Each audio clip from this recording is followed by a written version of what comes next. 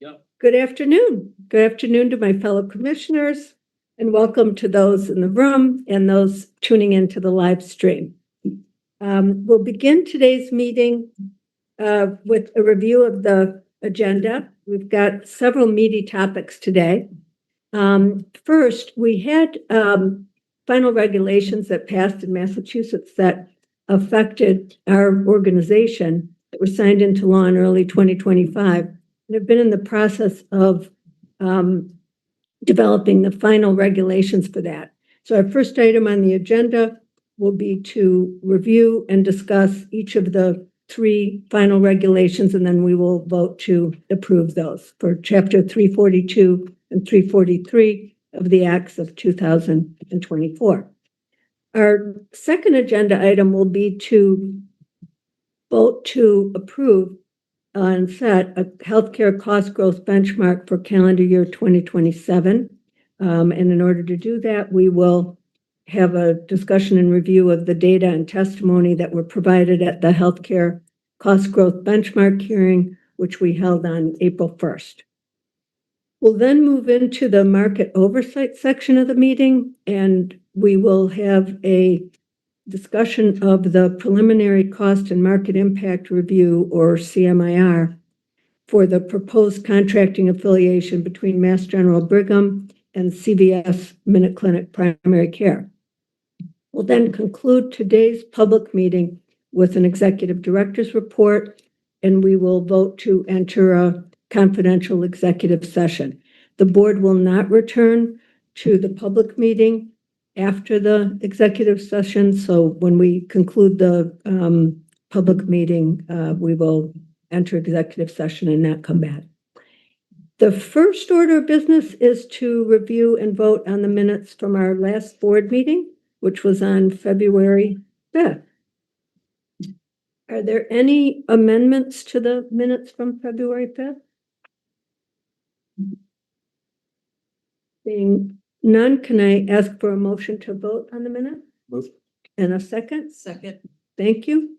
All in favor, please say aye. Aye. Any opposed, please say nay. Okay, we have approved the minutes for February 5th. So on our first agenda item, which is the regulatory update, and we'll have three different votes, one on each of the new regulations. I'd like to ask our Executive Director, David Saltz, to provide an introduction on the topic. Great. Thank you, Madam Chair. Thank you, Commissioners. And thank you to everyone tuning in online for today's meeting. This has been quite a week here in Massachusetts healthcare, celebrating the 20th anniversary of historic healthcare reform in Chapter 58. I know many of us have been reflecting on that historic accomplishment, inspired by that accomplishment, and thinking about how that may inspire us and to think about our own challenges in this current environment and dedicate us to the work ahead. So looking forward to a really great meeting today with lots of important topics. We are going to start with regulations. So I'm very happy to turn it over to our legal counsel, starting with Lois Johnson, to walk us through the updates to the regulations per the laws that were passed at the beginning of last year that updated our statutory authority. Great. Thank you, David, and good afternoon, Commissioners. As noted, in February, the board approved proposed updates to the three regulations based on the statutory changes that were adopted. The regulations regarding our transactional oversight, the registration of provider organizations program, and the agency's annual assessment. Pursuant to the regulatory process, we held a public hearing. It was virtually held on March 12th, and we received written comments through March 20th.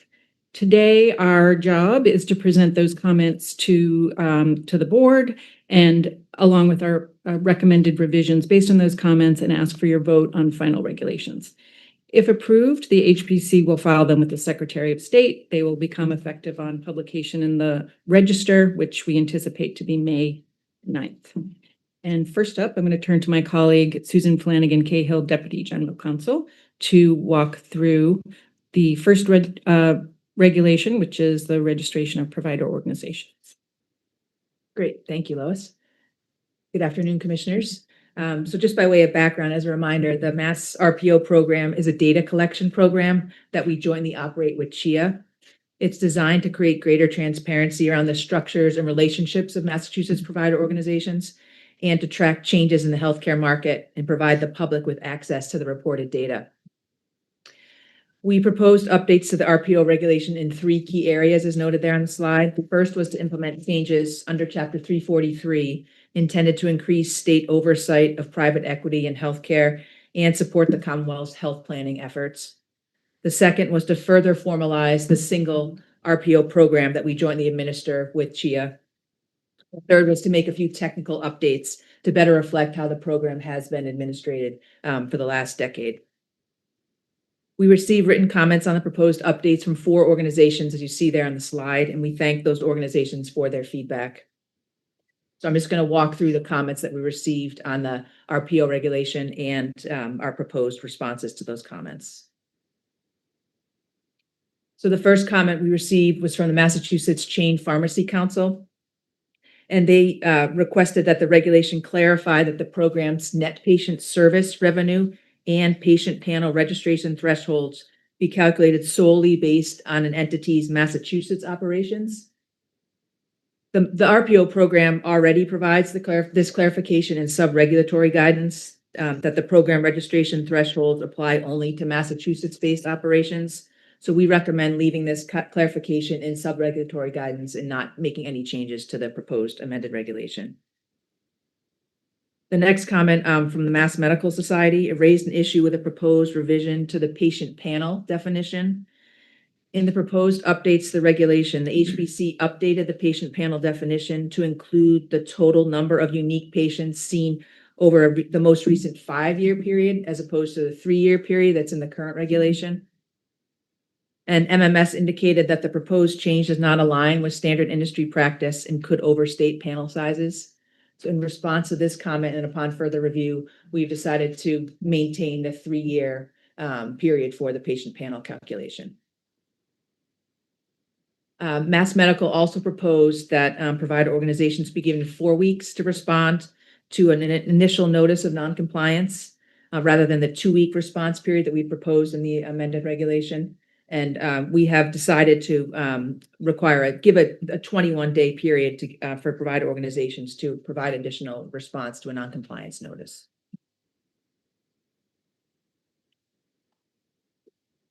A few more comments on the RPO reg. We received a comment from the Massachusetts Senior Care Association requesting that long-term care facilities be exempt from the definition of provider organization.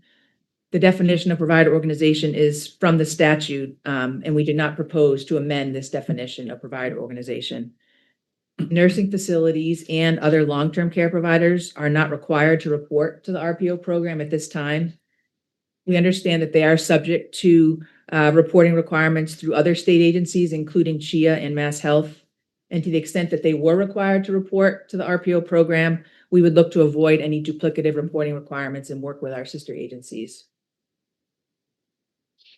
Dana-Farber requested that guidance on how the definition of uppermost corporate parent applies to nonprofit organizations.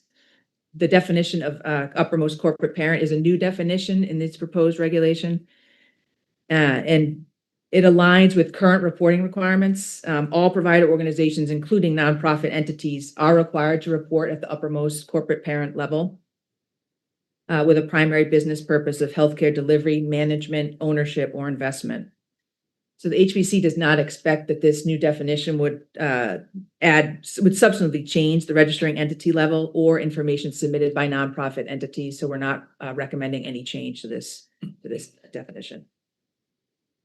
Finally, Dana-Farber voiced a concern with the definition of control, commenting that the proposed 10% voting share threshold is too low, and they identified specific concerns about the intended application to nonprofit structures. Dana-Farber asked the Health Policy Commission to confirm that standard charitable and philanthropic relationships are not captured. So the 10% voting share threshold is consistent with CHIA's hospital reporting regulations, so we recommend maintaining that. And also consistent with the changes to the MCN regulations, which Lois will talk about next. We propose to clarify in sub-regulatory guidance that charitable and philanthropic relationships are not intended to be captured by this control definition. They do not constitute control. So that was it for the comments we received on the RPO regulation. Happy to take any questions. Seeing none, I'll move right along to the next regulation, which is our regulation governing MCNs and CMIRs, notice of material change and cost and market impact reviews.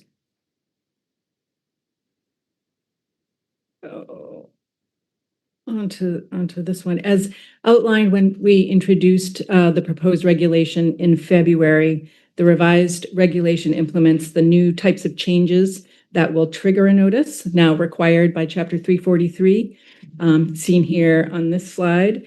It also addresses some new requirements, a change in the financial thresholds, which need to be inflation adjusted going forward, and the authority to require information from significant equity investors, as well as our authority to require post-transaction reporting. It also incorporates other statutory changes, and importantly, we've incorporated some guidance, sub-regulatory guidance that we've been implementing over the years and incorporated that into the regulation along with some other technical and clarifying changes. So the HPC received comments on the proposed regulations from the entity shown on this slide. Seven organization provided some helpful feedback, and we really do appreciate the opportunity to take that into account and make several clarifying revisions, which I'll talk about. So jumping right into the comments. So Dana-Farber and Mass Medical Society commented regarding the scope of control, similar to comments in the RPO regulation. That definition relates to the definition of corporate affiliation. Dana-Farber raised concerns about the 10% voting share as they did previously.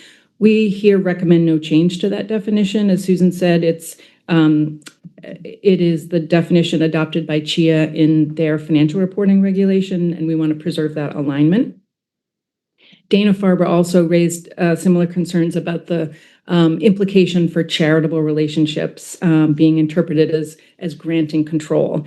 And again, we're going to clarify in sub-regulatory guidance that new charitable relationships would not constitute control and would not trigger a notice requirement under these regulations as well.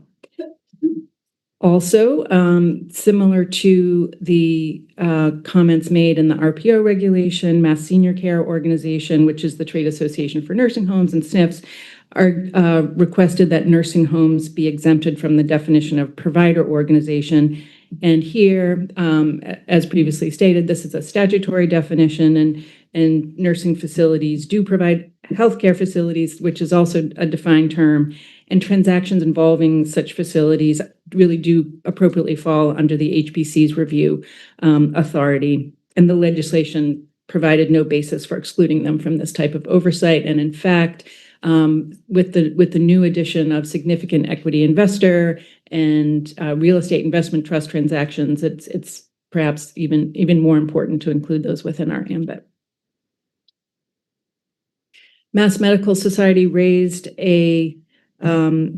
also a question about how pharmacy services should be considered when calculating net patient service revenue.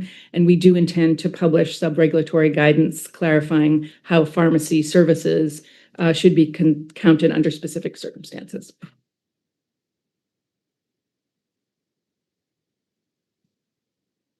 The next set of comments are from hospital associations, the Conference of Boston Teaching Hospitals and MHA. They asked for clarification on language on the trigger that relates to acquisitions of and mergers with hospitals and hospital systems that overlapped with language in another trigger, and that was helpful feedback. And so we removed language to ensure that there's no confusion between the types of transactions we're looking to gather information on. Some commenters requested clarification regarding transactions involving out-of-state entities. And here we're really trying to seek notice of transactions of the type that would have the potential to have the most impact on Massachusetts market, Massachusetts providers. And so the HPC's out-of-state requirements with respect to hospitals remains unchanged. We'll continue to get notice of transactions involving Massachusetts providers and out-of-state hospital systems.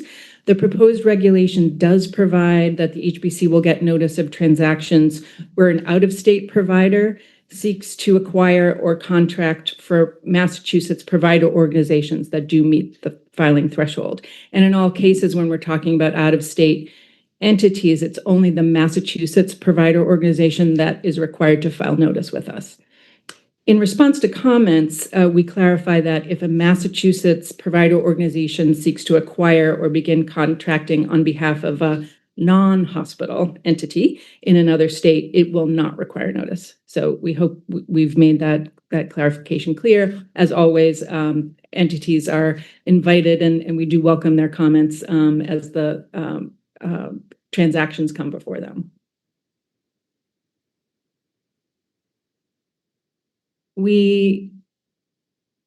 Let's see on this slide, we did get comments on the new trigger for significant increases in provider capacity. And in that trigger, we linked it to the determination of need applications and also to a revenue threshold. Some requested that we limit the types of DON applications that implicate the trigger. And in response, we revised language to limit that only to substantial capital expenditures, that category of DON application, and not emergency applications or amendments. Some also suggested a higher threshold for expansions that are expected to significantly increase provider revenue. We use the revenue increase threshold that's currently at $10 million.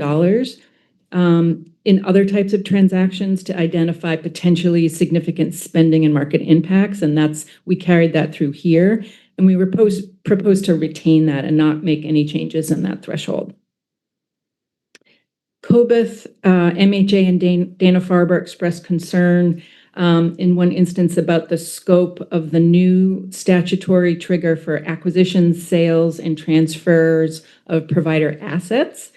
In response to this comment, the HPC has proposed to narrow that trigger to apply only to sale leasebacks of real estate assets. That is the category of a transaction that has raised the most concern. But that said, the language in the statute is broader. So the target is those types of transactions until we enumerate others in published guidance. In a couple of instances, Dana-Farber requested that the HPC remove open-ended language in some of the regulations of including but not limited to. We love those terms, but in the regulation, we did acknowledge that in some cases it really wasn't necessary. So we agreed to remove it, to remove ambiguity. The next comments, the hospitals commented that certain elements of the HPC's transaction review process and the DON process are duplicative. And Dana-Farber expressed concern about the logistics of the requirements of when an MCN should be filed in relation to a DON application. And it is the case that the MCN CMIR process and DON reviews do include overlapping elements, but the statutes create distinct processes and timetables to serve distinct policy goals. And we always try to acknowledge those overlaps and not ask for duplicative information that may be submitted in the application process to the Department of Public Health. And with regard to timelines, we did make a revision here to clarify that MCNs may be submitted sooner than or concurrently with related DON applications.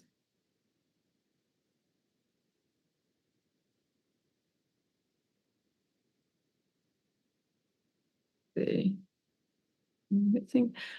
Mass Medical Society back one, sorry. Yeah.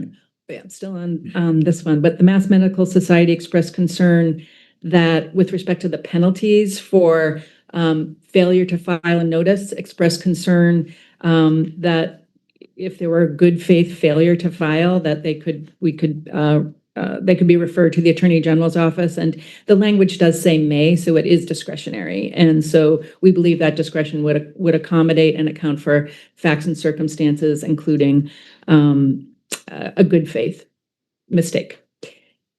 COBIF and MHA identified an ambiguity about when investment in management services organizations, or MSOs, would qualify as a material change.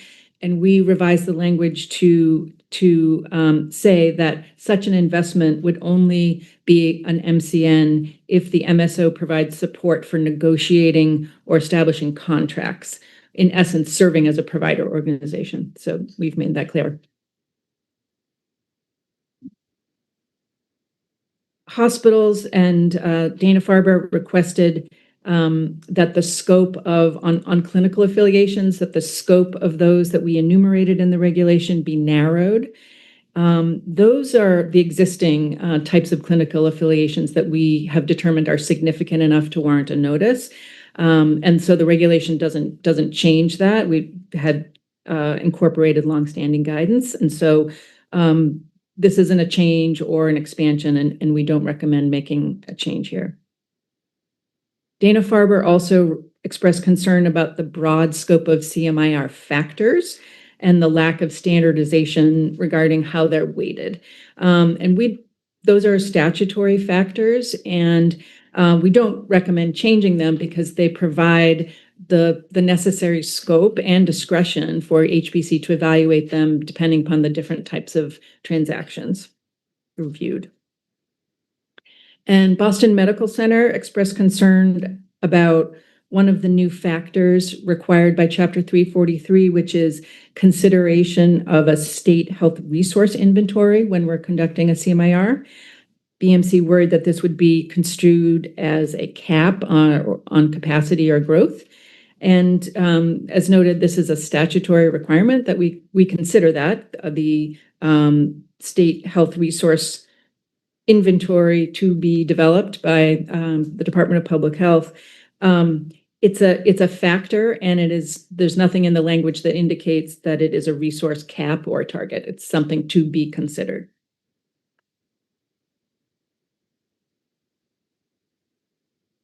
And I'll pause there, but that concludes the helpful comments that we received in our proposed responses. Swing right along into the final regulation, which is the regulation governing the agency's annual assessment that to cover the HPC's expenses. And in February, the board voted to issue the regulation on an emergency basis.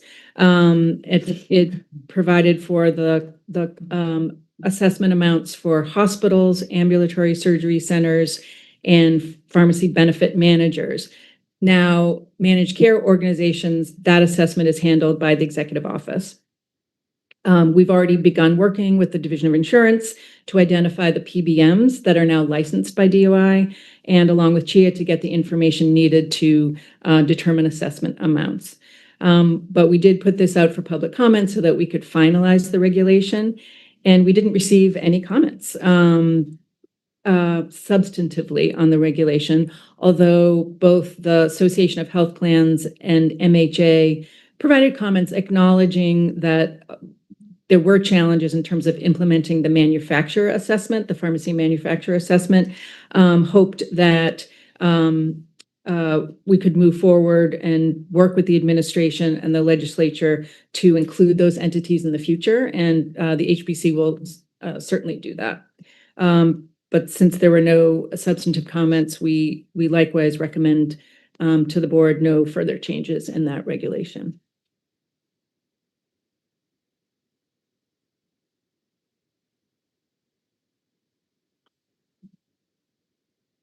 So, Any questions or comments for Susan? So we are ready to move to our three votes, so we'll vote on each of the three regulations that were presented in order. So the first on issuance of the final regulation on registration of provider organizations. Do I have a motion to vote? No second? Second. All in favor? Aye. Any opposed? Okay. So we have approved, passed that. Thank you. The second vote on the issuance of the final regulation on notices of material changes and cost and market impact reviews that Lois presented. So moved and seconded. All in favor? Aye. Any opposed? Okay. And on the third vote, on the issuance of the final regulation on assessment of certain healthcare providers and pharmacy benefit managers. All in favor? Aye. And any opposed? Okay, and approved. Thank you so much. Really clear and, as you said, very constructive input. Really, really helpful and clarifications. We will now move to our second agenda item, which is to review and discuss the healthcare cost growth benchmark for calendar year 2027. We'll start with David Saltz, who will present a brief overview of the data and testimony that we received at the benchmark hearing on April 1st. Thank you, Madam Chair. Thank you, Commissioners. So following up on what I thought was a very robust conversation and dialogue at our recent healthcare cost growth benchmark, and for members of the public tuning in online, encourage you to go to our YouTube page and check out the video for that entire testimony, or for that entire hearing, I should say, to hear all of the testimony that we received and the conversation. I really do appreciate the participation of the Joint Committee on Healthcare Financing, for their thoughtful questions and dialogue with this commission during that hearing. Today, the question before the board is to set the healthcare cost growth benchmark for calendar year 2027. Before I turn it over to you, Madam Chair, to lead a discussion with the board, did want to just briefly provide a reminder of the process, some of the testimony that we received, some key data points, and then really turn it over to you for discussion. I will move more quickly through this material. Commissioners, you have already heard me present on this just a few short weeks ago, but knowing that there are some in the public who are tuning in probably for the first time here, we'll hit a few high points along the way. First, just to orient ourselves to where we are in this particular timeline. Today is April 16th, and we are here to consider voting on the benchmark. Per the legal structure that underpins this entire framework, if the board votes today to maintain the benchmark at its current rate of 3.6%, the annual process is complete. If there is a vote to modify, this does trigger additional parts of the process, including submission of a notice to intent to the Joint Committee on Healthcare Financing, and potential hearing and further recommendations from the Joint Committee. I spoke at length at the hearing about what the benchmark is and what the benchmark is not. Not to continue to go through each one of these bullet points, but to say again, the benchmark is a target for us to monitor and evaluate total healthcare expenditure growth in the state and our long-term overall performance. It is a signal of our collective commitment to healthcare cost containment and affordability. And it is a long-term framework to track and moderate. Inherent in that is that there will be some years that we will exceed the benchmark and some years that we will be below it. It is intended to help motivate and catalyze public and private collective action to pursue those solutions that will help create more efficiency in our healthcare system and more value. It is not a binding government-imposed cap on healthcare prices or spending or payment. It is not in and of itself a punitive measure, and it is not a measure of internal costs or operating revenue or expenses. The process and authority for the board to modify and consider the benchmark is prescribed by law as passed in Chapter 224 all the way back in 2012, and it has gone through multiple different phases along the way. We are now in this phase from 2023 to 2032, where there is an initial marker as pegged to the state-determined potential gross state product, which we discussed at the hearing, is the long-term estimate of the state's economic output. This estimate is determined annually by the administration and the legislature after review of economic forecasts. It includes an estimate of long-term economic growth and inflation. I would just note for the commissioner here, there was a time period here in the middle where the legislation actually directed the benchmark to be set at PGSP minus 0.5 percentage point, with some ability for the board to modify up. During that time period, the board did establish the benchmark at 3.1%. I think this structure, as was thought about at the time, was there was an understanding that there might be opportunity to gain some efficiencies in our healthcare system. And so a more aggressive target was established during that time period.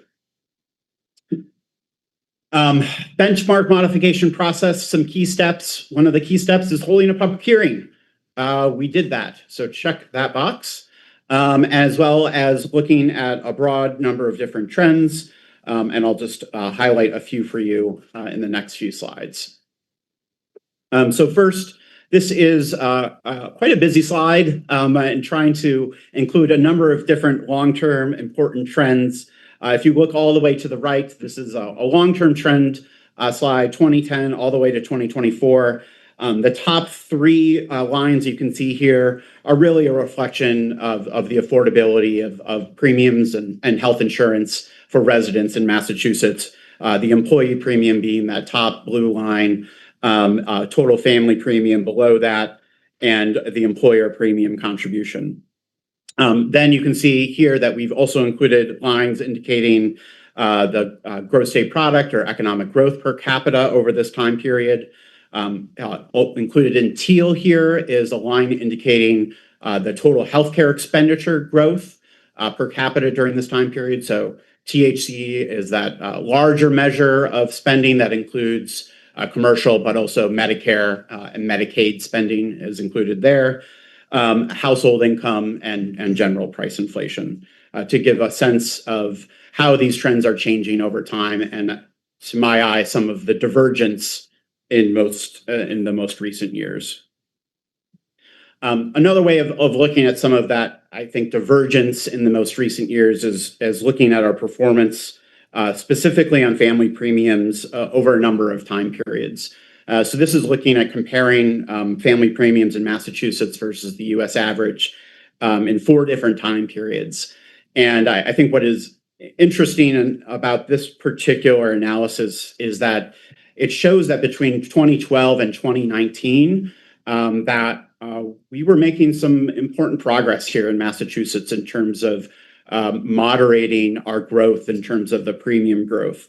And that, I think, is reflective of what we see when we look at our overall spending growth during that time period, those first, really 7 years after Chapter 224, important progress was being made.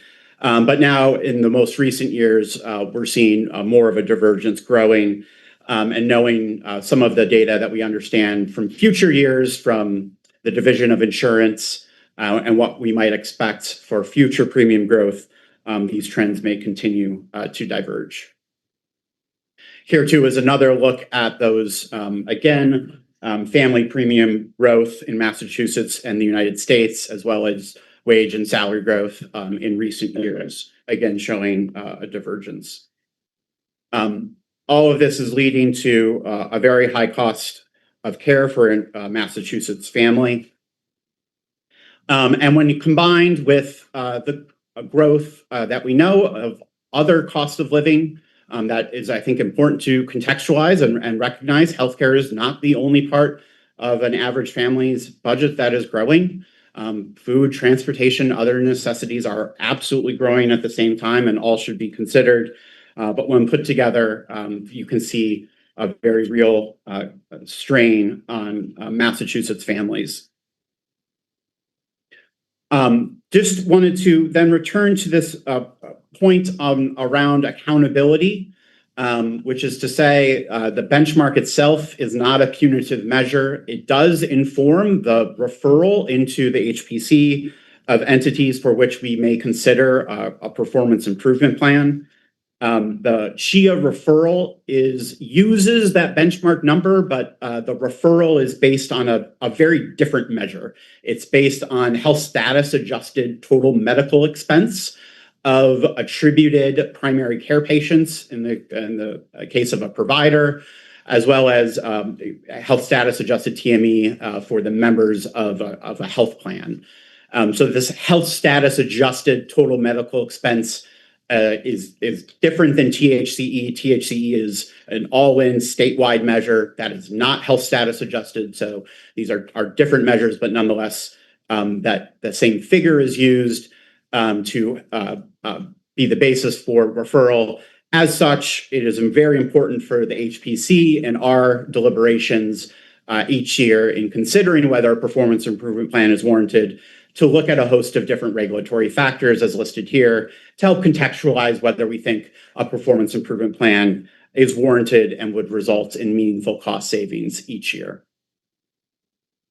Shifting now to the summary of the public testimony that we received at the hearing.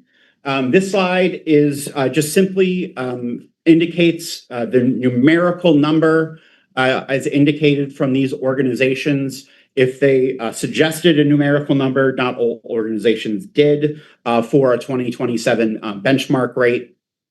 I won't go through each of these in turn. You can read them for yourselves. But we'll just highlight on the next slide some of the key themes that we heard through the testimony and the written testimony that we received. So we had a public testimony from 8 different organizations for calendar year 2027. All of the written testimony, by the way, is posted on our website. So if members of the public want to read that, we encourage you to do so. The topic of affordability was mentioned by all 8 organizations. So all 8 organizations absolutely recognize that affordability is a priority and something that all the collective organizations and healthcare industry should be working towards. The Employer Coalition on Health, the National Federation of Business, and the Retailers Association of Massachusetts all emphasize the affordability challenges, in particular facing employers and businesses, particularly for small businesses and the higher costs that they face. Healthcare for All discussed their hope that the new affordability health working group and the legislature would tackle these affordability challenges and high pharmaceutical trends, and also mentioned the impact of federal policy changes on the Commonwealth's healthcare system that will lead to an increase in the number of uninsured residents. Blue Cross Blue Shield of Massachusetts also offered their support for the working group and outlined findings in the CHIA report and advocated for a strong benchmark that is vital to address healthcare affordability. The Massachusetts Health and Hospital Association also discussed the impact of federal policy changes for hospitals and outlined workforce challenges and that there is a need to address the administrative burden that is leading to clinician burnout. The Mass Medical Society also echoed these sentiments, as well as the need to make investments in healthcare, particularly in primary care. The Mass Association of Health Plans cited the CHIA report and focused in particular on pharmaceutical spending growth as one of the primary drivers and outlined a number of policy recommendations. So we're grateful to these organizations for sharing their perspectives with us, both at written and in public, to help inform this process. So with all of that as a summary and a background and some key data points, I just want to reflect and say this has just been a really robust process this year, and I think a really robust dialogue. For many of you commissioners, this has been your first time going through this, important process. The benchmark is a cornerstone of Chapter 224 and of our healthcare cost containment framework. Before I turn it back to you, Madam Chair, I do just want to take a moment to reflect that this is the fourth year in a row that the benchmark spending has been above benchmark. And reflecting on some of the data I've just reviewed, that our affordability challenges are trending in the wrong direction. And I think that's why Governor Healy has made healthcare affordability such a top priority this year. And at the same time, the federal policy changes that were mentioned by so many of the testimony, they threaten the coverage gains that we've made here in Massachusetts that are essential to our values dating all the way back to Chapter 58, and the financial stability of some of our public programs like Mass Health and the Health Safety Net Fund. So as I reflect on this process and I think about the months ahead, I would say I do think it's sensible for us as a commission to reflect on the role of the benchmark and the overall benchmark framework, and consider in the coming months what are some potential changes to ensure that it continues to help advance our future goals of affordability, accessibility, and sustainability. And we've done this before. So in the 2023 cost trends report, the HPC, we made a set of policy recommendations to the legislature specifically about modernizing the benchmark and changes that we felt could help strengthen the benchmark process. So this recommendation in 2023 was under the umbrella of modernize the Commonwealth's benchmark framework to prioritize affordability and equity for all. And this recommendation included some sub-recommendations around the CHIA referral process to account for variation in providers' pricing levels and the populations that they serve, strengthening the benchmark accountability mechanisms, as well as consideration of establishing new measures of affordability benchmarks and health equity benchmarks, all of which to some degree do require statutory changes to our law, dating all the way back to Chapter 224. So I guess I would suggest to this board that it's been 3 years since we put forward that recommendation, and given that we have a new board here with us today, I do think it is perhaps timely for the Health Policy Commission to look back on those proposals and develop an updated set of recommendations to the legislature for potential inclusion in this year's cost trends report or in some other venue. And would say I would look forward to working with you commissioners, with our legislative partners, with our advocate and industry partners on the development of such updated recommendations on modernizing that framework, updated recommendations that we put forward in 2023. But finally, I would also just say, as I've said many times before, the benchmark alone is not going to be the cost containment strategy. We have to have reforms that get at the root causes of what is driving healthcare spending growth. We have put forward as a commission a number of recommendations over the years that get at those cost drivers, and I think we'll want to continue to do so. We have some new authorities and some new offices in the Office of Pharmaceutical Policy and our Office of Health Resource Planning, which I think will really bolster and expand our ability to make those timely policy recommendations. And I'm proud to work on the Healthcare Affordability Working Group with other members of the commission here and share the optimism that there'll be meaningful solutions to come out of that working group in the months ahead. All of which I think really just foretells the important essential work ahead. But today the question is a little bit more straightforward.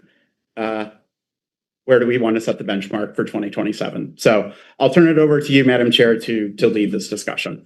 Thank you so much, David. Thanks both for the summary of the data and the testimony, but also for the discussion around, future deliberation by the board to make some recommendations around modernizing the benchmark, both of which I think are very important. And for today, as David said, for many of our commissioners, this was the first benchmark hearing that they've been involved with and their first time considering the benchmark and how to proceed. So I want to make sure we spend the time at this point in the agenda to talk about reflections on what we heard at the hearing and on your thoughts as we, move to set the benchmark. I'd like to first ask Vice Chair Cohen to share his reflections and any comments, and then want to open the discussion to all commissioners and any who want to comment. So I guess I'm first because it's not my first benchmark hearing. So I want to start with the hearing itself because I think having the legislative committee with us, as well as Chia and David Auerbach's presentation, I think really captured the problem. We have an $80 billion healthcare system, and we have growth that is unaffordable. I served as the CEO of a small employer, and every year I had to deal with double-digit health insurance premiums that just became unaffordable, not only for the organization, but also for its employees. My takeaway is we have to focus on the big number, which is the $80 billion that we're spending. The benchmark is not a cap, as you said, David. It is a tool. It is a measure. It allows us to look at things and to, trigger some performance improvement if we need to go in that direction.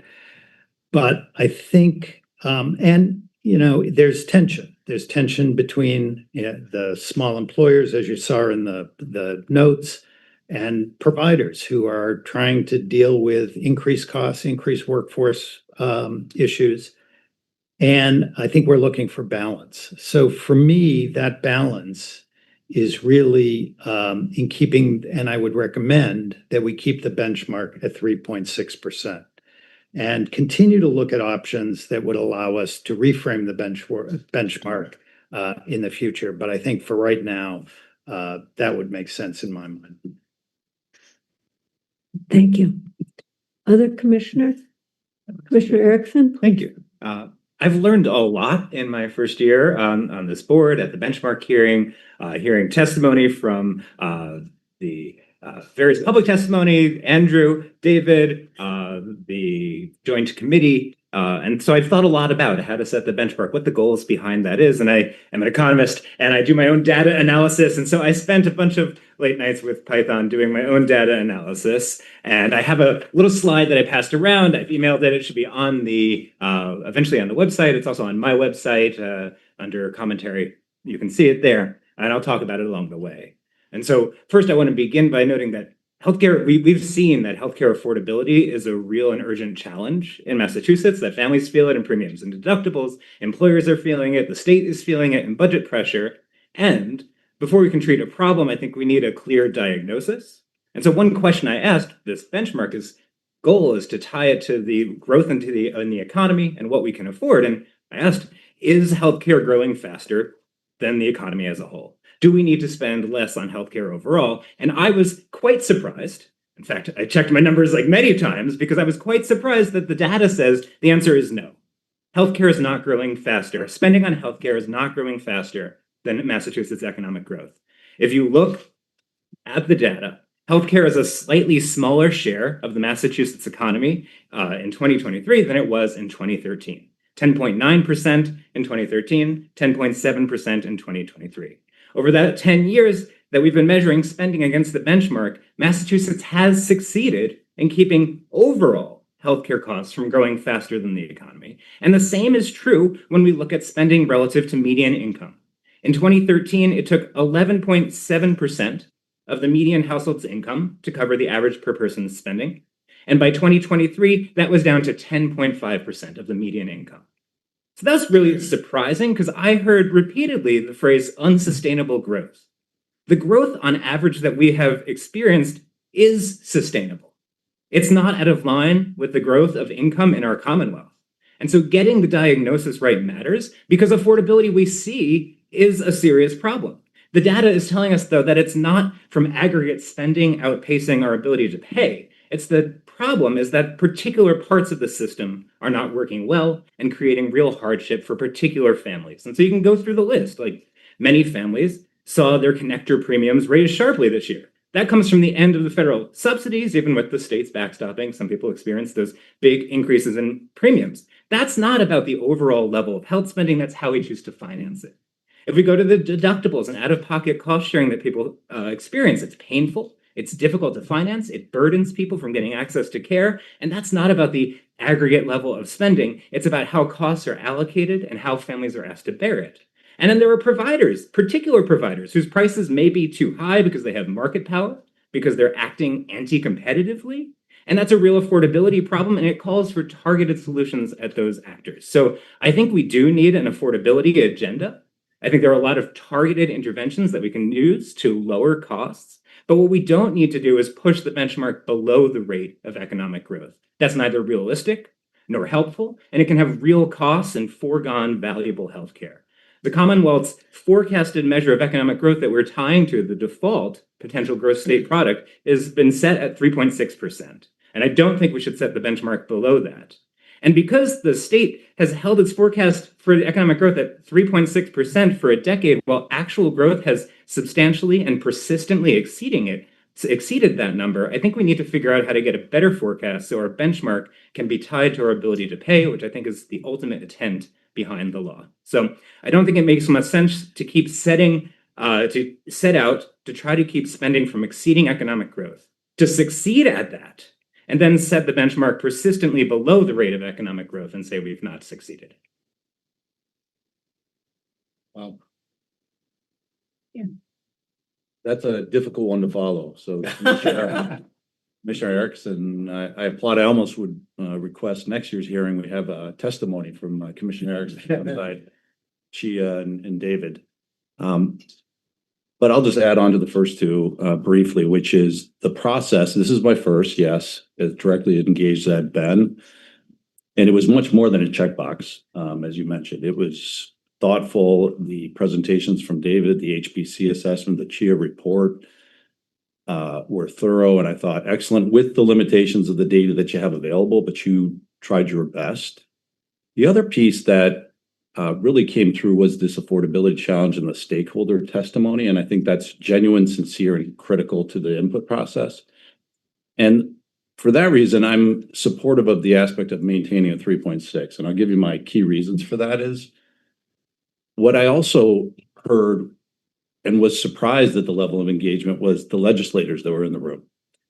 And their input into the process was informative in a really important way, which is they want to get this right. And there were a few comments that were made which were consistent with past statements I've made on healthcare is a cost to the Commonwealth, but it's also a tremendous investment that the Commonwealth makes. And you could hear them saying, whether it's 3.6 higher or lower, I don't mind that, so long as we have a better understanding of what we're getting back from those levels of investment. And there are areas in that investment that probably are giving more value than others. If we can understand that better, we'll be in a more informed place to make appropriate policy choices on where we put more or perhaps less.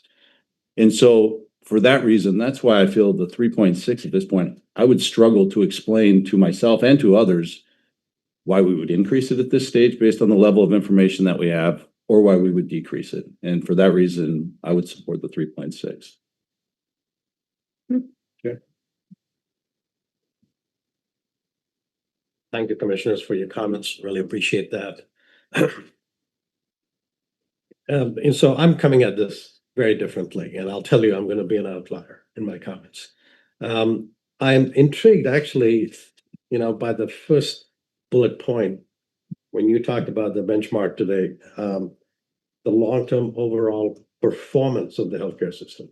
And it sort of got me thinking around, this question of true value of the healthcare system.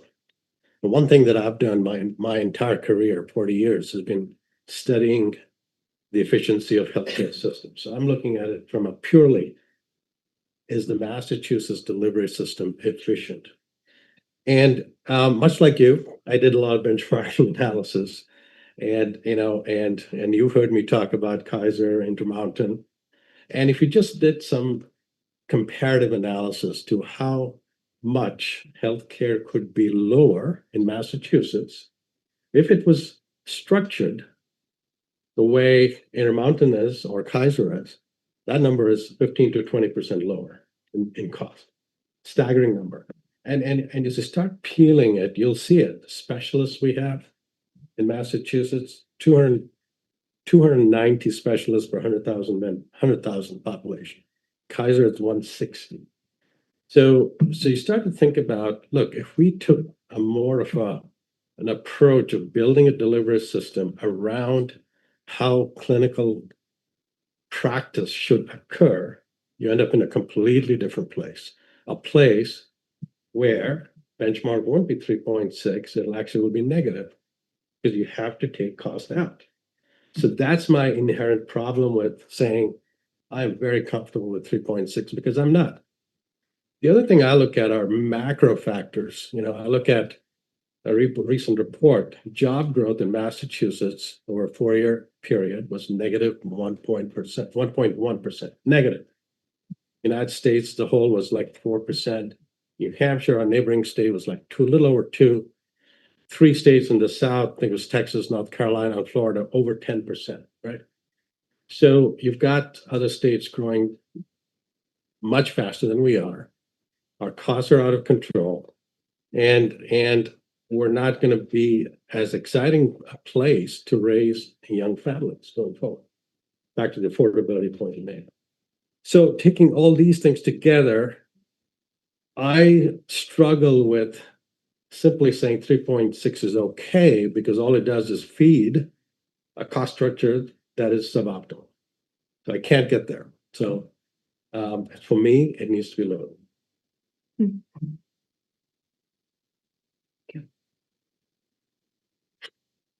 There. Thoughts, Commissioner Cowgill?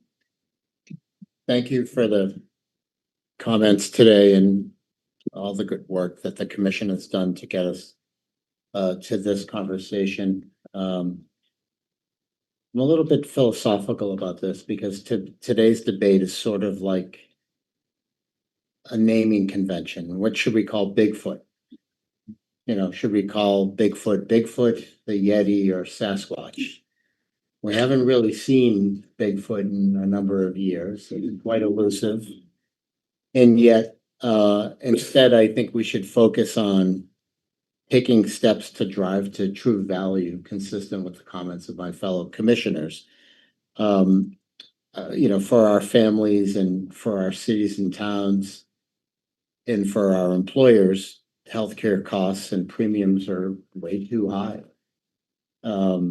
They crowd out other priorities. They're beginning to crowd out spending on basic needs for not just individuals, but towns and cities. And so we have to get below the rhetoric and into that driving to real value conversation. And that's really hard work.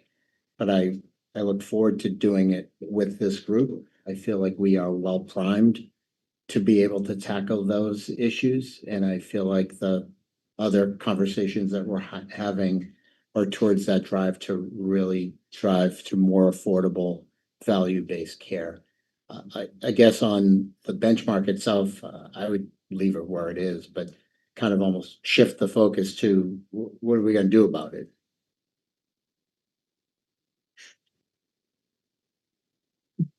Thank you. That was well said. I echo the comments. I mean, this is my first time to go through the process, and I find myself asking questions in terms of what does the 3.6 really mean in terms of really driving some of the goals that we want to achieve. And right now, I don't feel like I could recommend lowering it at this point, but I do think that we should really take an opportunity to look at, what resources that we have and what we can do to strengthen the process to get to the end goal. And so I'm comfortable with it at 3.6, but I do want to advocate that. And I do hear a sentiment that we really want to look at, what the end goal is long-term in terms of, how do we drive change for a more affordable system? And I think that's where we should really spend our time and effort.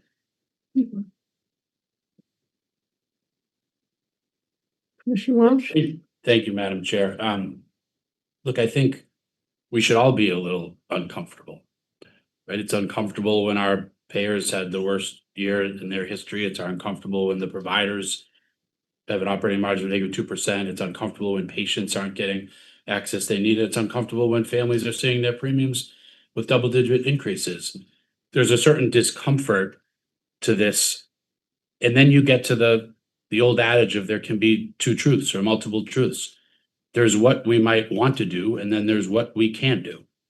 And those are very different things. And as a bit of a historian with Executive Director Seltz on the law, we know that the law was created using potential gross state product. I think Commissioner Erickson makes some incredibly valid points using arithmetic, but that's not what the law said. The law said potential gross state product so that it would be predictable. It was the first of its kind in the country, and it would smooth out the economic ebbs and flows over time. So our choices are very limited. I support the recommendation to keep the benchmark, but applaud Executive Director Seltz's approach to looking at modernizing it, using exactly the type of things that Commissioner Erickson is talking about and Commissioner Kerpet. I'm not sure we can compare a Commonwealth to one vertically integrated system, but the points are still valid. We can do better. We should aspire to do better. But there are multiple truths in the market today. And I think we have Governor Healy, Secretary Mahania, Commissioner Caljo, legislative leaders that are leading a process on affordability that many of us are part of. I think, unfortunately, as much as we might want to act today in one direction or another, our options are limited. And what seems prudent is to maintain the benchmark, support the administration and legislative leaders in their efforts over the next several months to make some real concrete changes around affordability and access, and stand with Executive Director Seltz on looking at what factors should be included in the future, because nobody likes missing the benchmark. It's not a good feeling when we as a Commonwealth go into the game knowing we're going to lose it. That's not a good feeling. We should want to do better for our patients and for those that work in this ecosystem. So unfortunately, we can all be right in our own individual truth, and our options are limited. And those options, as spelled out, are maintain the benchmark, support the administration and the legislature, and support Executive Director Seltz.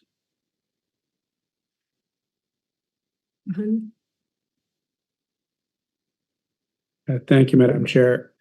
One of the things I hate the most in a meeting is when there's been all kinds of points that have been made and someone says, I agree with everything that's been said before. And you're like, how is that? It's impossible. Right? I think it comes to what Commissioner Walsh was talking about. I think you saw that during the benchmark hearing itself, I was struck by the growth, right? Like the discrepancy in growth versus our perception. And I would say that from just a person that is always either pre-budget, in budget, or post-budget, like my whole life is sort of like either post last year's, in this year's, or pre next year's, right? It's sort of, I would say that I'm very conscious of the fact that as state residents are feeling that they can no longer afford, that the state can no longer afford to provide them with what they think of as normal. Whether that is the state of the bridges, the state of the roads, adequate police forces, adequate teachers. There's just this feeling that we're no longer capable of affording what we think of as normal. And within that context, I'm very aware that every increased expenditure that we have in healthcare is taking away from somewhere else, right? And so I think that, like Steve, I am very conscious of the fact that we have very, very limited tools in terms of what we can do. I agree with keeping the rate at 3.6, and it's really a question of, can we achieve greater efficiency? I always look at our life expectancy. We have the highest life expectancy in the US.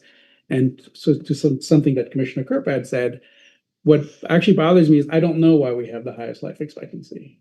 Is it because we have a great education system? Is it because we have a higher vaccine rate? Is it because we have great healthcare? Like it's hard to know which parts we can accelerate on and which parts we can sort of hold. And so that work is separate from the work of the HBC. It's separate from the work of the benchmark. But I think that I agree that we need to maintain it in line with projected state revenue growth, and then do our best to figure out those questions of value and cost and give and take, right? One person's waste is another person's revenue and job, right? So I've really enjoyed the conversation. I thought that the public testimony was really informative and very interesting. And I think someone mentioned the legislatures. I loved being with the legislatures and hearing what their concerns were. But what I'm really looking forward to is working to figure out how do we actually get value for investment, and how do we figure out as a Commonwealth what we want our investment to be. Thank you. Other comments or thoughts from commissioners? I mean, what I'm hearing is there are strong reasons and considerations to keep the benchmark as it is. There are logic and reasons to consider lowering the benchmark. There are reasons to consider raising the benchmark. I'm encouraged to hear this because I feel like it then reflects that as we digest the testimony and consider the input that we've all received, we're reflecting what we heard after the commissioners have digested that and are comparing it to their own thoughts as they committed to becoming commissioners and to learning more about the benchmark, what it means and how it's set. My own reaction to the hearing this year was that what I listened for was, does the benchmark matter? Because, people have raised to me that they wonder whether in today's troubled times, does it matter to have a benchmark? And what I heard was, yes, we don't have to agree on all the logic that gets us to a result and gets us to the actual number. But we in Massachusetts, if someone asks us a question, do you have a target that is understood and known, may not be completely agreed to by everyone, but do you have an answer to the question, what should healthcare cost growth be in order to be, I don't want to say that we can live with it, but in order to be a balance of the different interests? And I'm glad to say we do have an answer to that, and that it matters enough that we have a legislature and we have constituents who are engaged in a dialogue about this every year. And I'm actually glad that there's significant disagreement about exactly how we should set it and what it should be, because what that tells me is we're all really thinking about it. So I won't go as far as to say I agree with everybody, but what I would say is I respect particularly the why as to how each commissioner has come to their logic and approach to how they're considering this. And I think we're going to benefit both in terms of setting the benchmark and also in terms of the other discussion that Commissioner Erickson and Commissioner Walsh and our executive director have commented on, which is this could be a very constructive time to relook at ways to modernize and reconsider, given the number of new commissioners we have and also the obvious interest of the legislature. So with that, let me suggest that we turn to our vote. What I'm going to suggest, understanding that we're not hearing from everyone that they want to maintain the benchmark at 3.6, but if I'm tracking accurately, I'm hearing that more frequently than the other approaches. So I'm going to suggest that we have a motion to set the benchmark at the default rate of 3.6, open to that vote. Do I have a motion first and second? Second. Okay. So let me now call for yay, nay, and report on that vote. So let me just read it out loud to be clear, that the commission would hereby establish the healthcare cost growth benchmark for calendar year 2027 as 3.6%, subject to the further process set forth in the law, if it applies. All in favor? Aye. Any opposed? I'll be abstaining. Good, thank you. Really appreciate the discussion and the vote and the thoughtful participation of every commissioner. Very, very helpful. Any other comment before we? I just forgot that in response to Commissioner Caljo, I'd have said we should call it abominable snowman.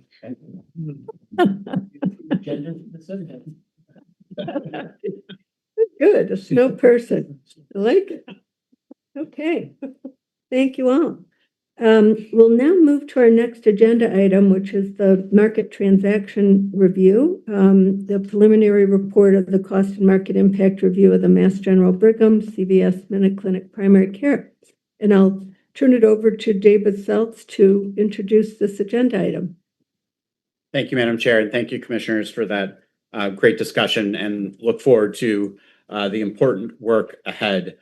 I'm going to turn it really right over to our expert team here to begin to present to you our findings from our preliminary report of this cost and market impact review report.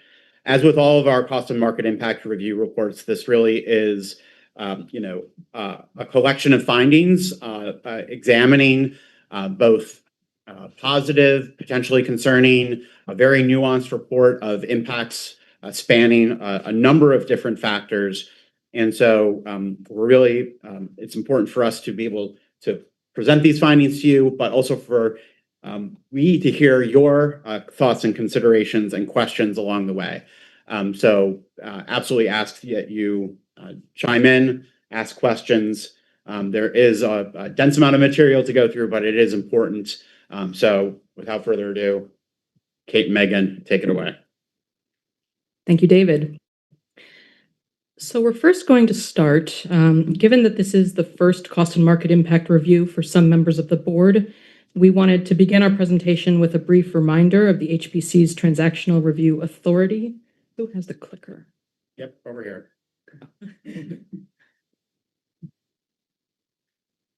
Thank you. Including the Material Change Notice, or MCN, and Cost and Market Impact Review, or CMIR processes. Provider organizations are required to file a notice with the HPC at least 60 days prior to a proposed material change. The HPC then engages in a 30-day review, looking for potential impacts of the proposed transaction on cost, quality, access, and equity. If the HPC determines that there is likely to be a significant impact to healthcare costs or market functioning, it can initiate a longer, more in-depth cost and market impact review, or CMIR. During its reviews, the HPC can solicit confidential data and documents that are exempt from public records law and disclose such information only in a CMIR report after a balancing test. The HPC then issues a preliminary CMIR report, after which the parties have 30 days to respond in writing, and then the HPC incorporates the parties' response into its final CMIR report, which may include a referral to other state agencies, such as the Attorney General's Office. The HPC's MCN and CMIR review processes are focused on transparency, and the HPC does not have the authority to approve or deny a transaction. While the HPC's authority is separate from and broader than that of other agencies, such as the Department of Public Health's Determination of Need process and antitrust reviews of the Attorney General's Office, the HPC's findings may be used to support these agencies' reviews where appropriate.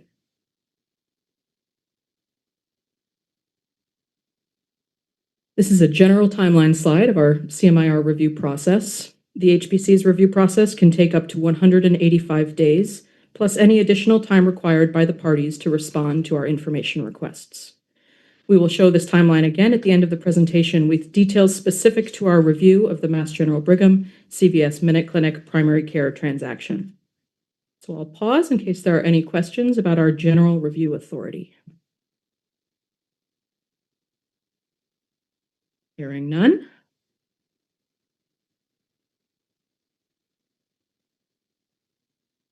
Mass General Brigham, or MGB, is the largest health system in Massachusetts, with 11 hospitals, including academic medical centers, Brigham and Women's, and Mass General Hospital, as well as community and specialty hospitals, outpatient and community health centers, a network of employed and affiliated physicians, and other health-related entities.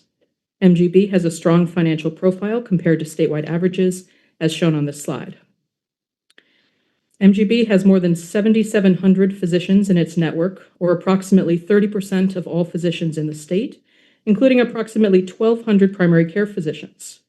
MGB has reported significant wait times for its primary care practices and announced in 2023 that its providers at the main MGH and Brigham campuses would not be accepting new patients.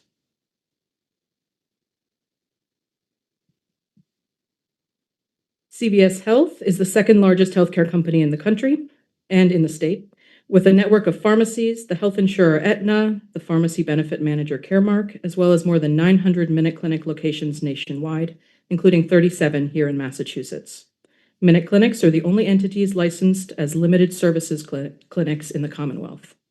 They provide convenience care services, which include treatment of common illnesses and wounds, administration of vaccines, and wellness services such as physicals. CVS launched a national strategy to transition its Minute Clinic locations to be Minute Clinic Primary Care in 2024, and its new primary care model currently operates in 12 states and the District of Columbia. In February 2025, Minute Clinic Primary Care began offering primary care in partnership with Emory Healthcare in Georgia, a health system similarly anchored by an academic medical center. Because these initiatives are so recent, we don't yet have data on their progress.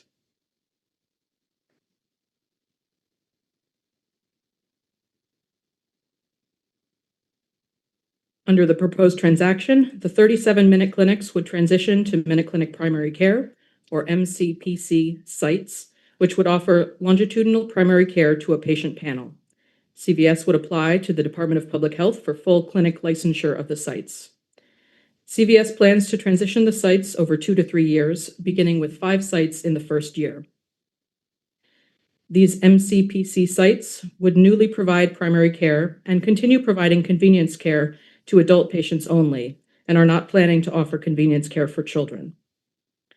The existing Minute Clinic nurse practitioners would manage the primary care patient panels at each site, and CVS indicated that it has resources to hire an additional registered nurse or licensed practical nurse at each of the initial sites.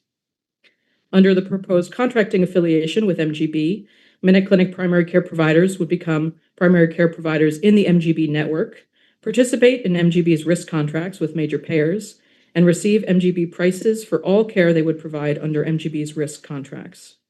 They would also join the MGB Accountable Care Organization and participate in MGB's quality and care delivery programs.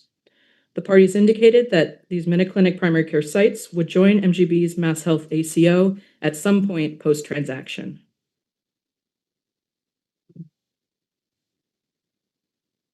As the HPC laid out in our prior dire diagnosis report, the Commonwealth is facing serious challenges in ensuring access to primary care services. Access to high-quality primary care is associated with better health outcomes for patients and lower utilization of care in higher cost settings. Yet, many Massachusetts residents lack sufficient access, with 43% reporting difficulty accessing care, and Hispanic and Asian residents and people with lower income being less likely to have a primary care provider. A big part of the problem is limited primary care capacity, with both physicians and nurse practitioners being less likely to work in primary care over time. This is driven primarily by 2 factors: relatively low salaries and the high administrative burden that falls on primary care providers. Accordingly, in the dire diagnosis report, HPC recommended actions to address these factors by reducing sources of administrative burden, strengthening the primary care pipeline, and increasing spending for primary care. This slide describes the parties' key goals for the transaction, including the fact that they expect to draw MinuteClinic Primary Care's new primary care patients from three groups: individuals who have used MinuteClinic who do not already have a primary care physician, individuals who contact MGB physician offices seeking a PCP when those offices cannot accommodate them, and individuals who have an MGB PCP who separated due to retirement or changes in employment. CVS expects that while MinuteClinic Primary Care would serve patients with all complexity levels, many of these new primary care patients would be low complexity and would not require a substantial amount of downstream specialist referrals, similar to MinuteClinic's current patient population. The parties anticipate that the transition to MinuteClinic Primary Care will provide access and quality benefits to patients, including by providing extended primary care hours on evenings and weekends, leading to shorter wait times for primary care appointments, reducing rates of ED and hospital utilization, including in MGB hospitals, reducing care gaps and improving chronic disease management, and providing high quality of care through participation in MGB's quality and care delivery programs. Excuse me, Megan. I Yes. have a question around the immunization programs that now take place out of CVS Pharmacy. That's excluded from this system, and would those services still continue? That's correct. Vaccines that can be administered by a pharmacist will remain at CVS pharmacies, and that's for patients 5 and over. Thank you. This slide summarizes the factors we examined in analyzing the likely cost and market impacts of the transaction, drawing from our statute and regulations, including prices, spending for primary care patients, market shares, and primary service areas, or PSAs. We do like our acronyms here. We examined 3 primary mechanisms of spending impacts due to the transaction. 1, changes in spending for MinuteClinic Primary Care's new primary care patients. 2, changes in the prices for convenience care that MinuteClinic Primary Care would continue to provide. And 3, changes in the prices for convenience care that would likely be diverted elsewhere as MinuteClinic Primary Care builds up its patient panels.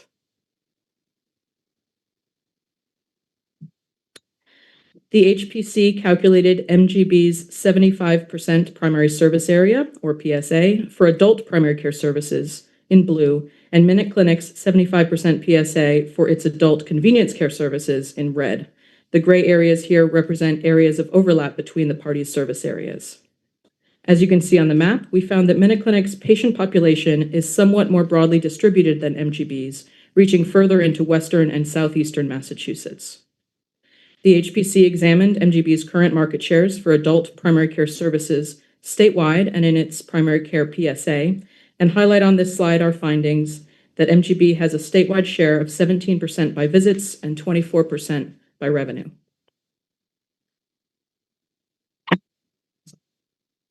The HBC examined MGB's prices using relative price data from the Center for Health Information and Analysis, or CHIA, and found that MGB is one of the highest priced providers in the state for inpatient, outpatient, and physician services. The HPC also examined prices in the all-payer claims database for MinuteClinic's most common convenience care services and found that MGB prices for these services are often more than double those of MinuteClinic. The HPC also compared MinuteClinic's prices for its common convenience care services to the prices at other settings that provide these same services, such as urgent care centers, physician offices, and hospital outpatient departments, and found that prices for these services are generally higher at these other settings than they are at MinuteClinic. The HBC examined total medical expense, or TME data, from CHIA to compare total annual spending for patients attributed to MGB primary care providers with spending for patients attributed to other large providers, and found that spending for MGB patients is generally among the highest on both an unadjusted and health status adjusted basis, suggesting that the high spending for MGB's primary care patients is not exclusively driven by the complexity of its patients. Please feel free to interrupt me with questions as I go. In the HPC's analysis of the 3 mechanisms of spending impacts described earlier, we used CVS's own expectations First, that with moderate acceptance of the new MinuteClinic primary care model, 35% of MinuteClinic primary care's patients, representing 45% of visits, would be primary care by year 3. Second, that the payer mix of MinuteClinic primary care's new patients would reflect MinuteClinic's current payer mix, which is 81% commercial. And finally, that MinuteClinic primary care's primary care patients would be drawn from patients in MinuteClinic's service area who do not currently have a primary care provider. We also modeled many different sensitivities to pressure test our findings, which are detailed in the report, including in extensive footnotes and in the data appendix.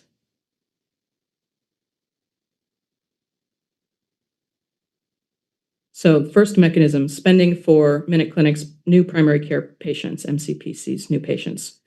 Primary care patients of different provider organizations have distinct spending patterns driven by, for example, different care management practices, referral patterns, and service prices. As members of MinuteClinic primary care panels transition from primarily having no primary care provider to being primary care patients of an MGB contracting affiliate, their annual healthcare spending may change in 2 main ways.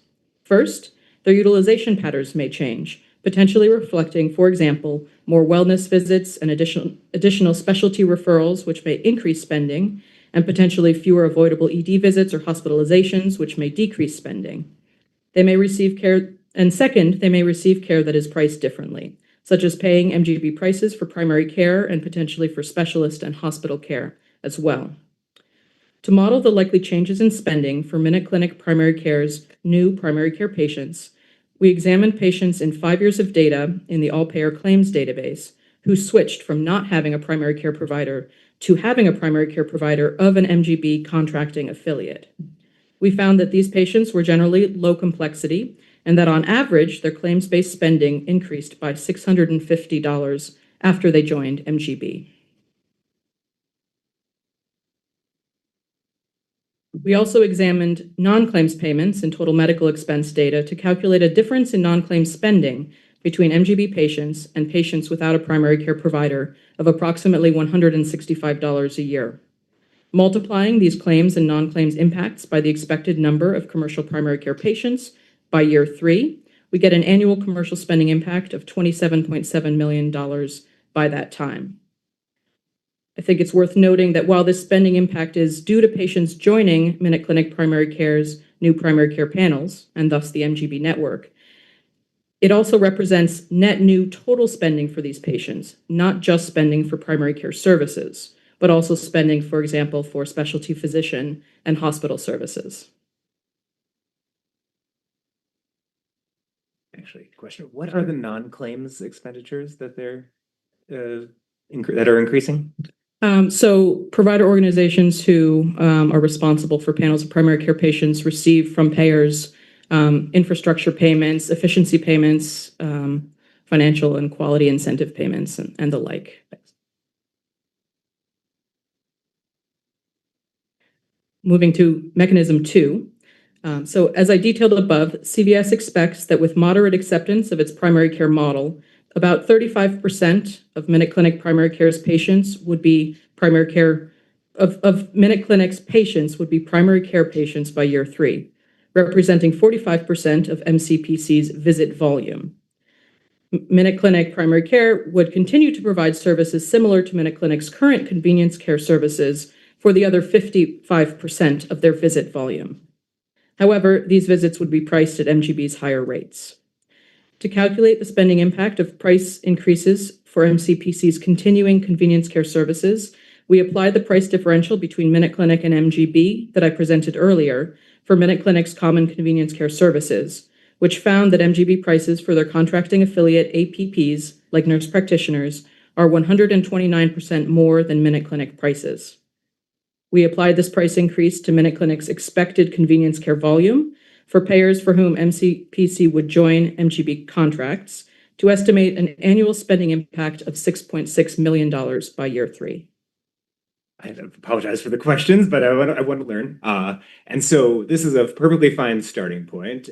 I wonder what you think about what will happen to MGB's APP prices post this expansion. Because in one story, You could say they've been selling steaks, now we're going to sell hamburgers too. On average, our prices are going to go down. And on the other story, you could say is like, oh, we have a lot more market power. Maybe our prices for the other thing will go up. And so just curious if you have thoughts on that and how you might explore that.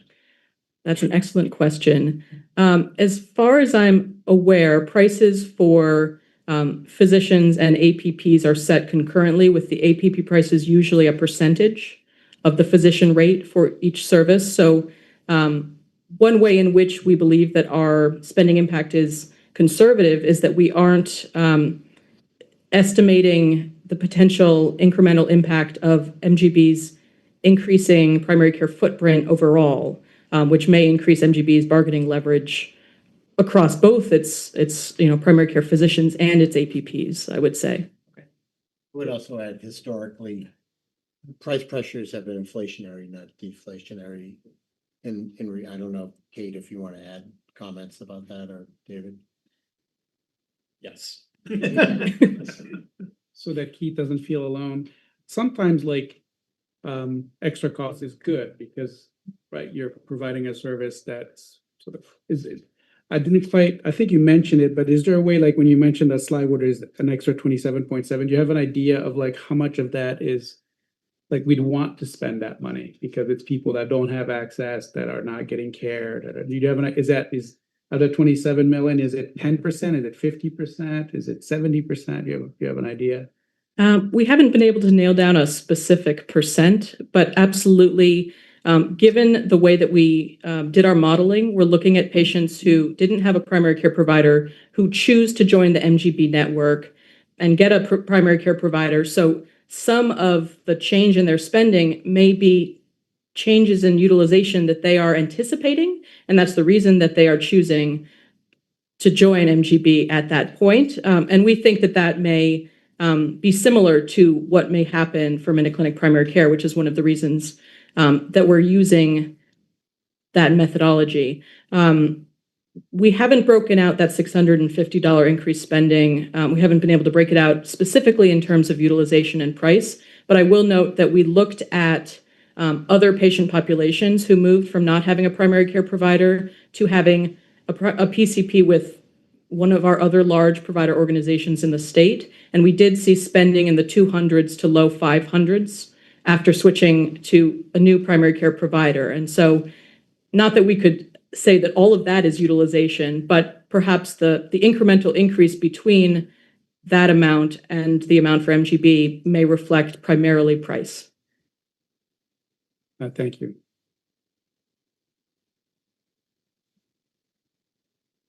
Please keep the questions coming. Oh, and I totally missed it. And I apologize if you already explained it. Sometimes I go to my happy place, but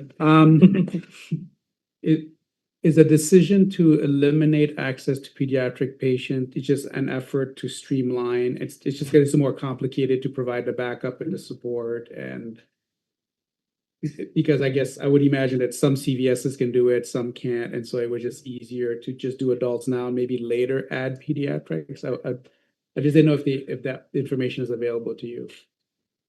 We did not review information that would go into the motivations behind CVS in that decision. I'm hoping that that could be somewhere where they provide more information in their response to our preliminary report.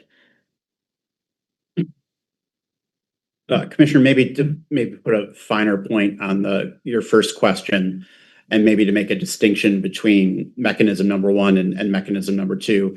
In mechanism number one, I think it is very fair to say this is a spending impact where a patient is moving from not having a PCP to having a PCP. Their spending and utilization and pricing patterns have changed as they are receiving care in a different way. And we have modeled what that spending impact is. On mechanism number two, what we're really modeling here is the exact same services that MinuteClinic was providing to patients, now repriced at the MGB rates. Let's see.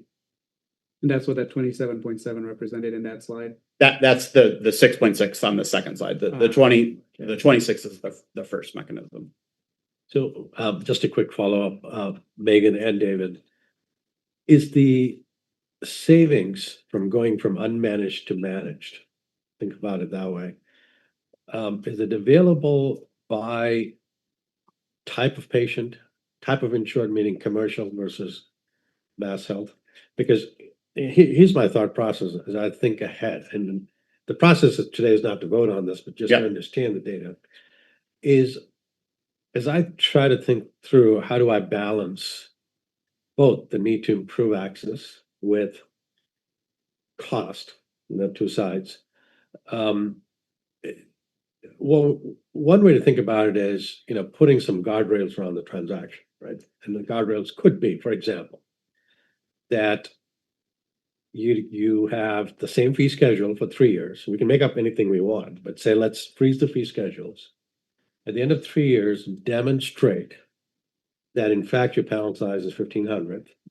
In fact, it's primarily made up of mass health members, which is where the problem is.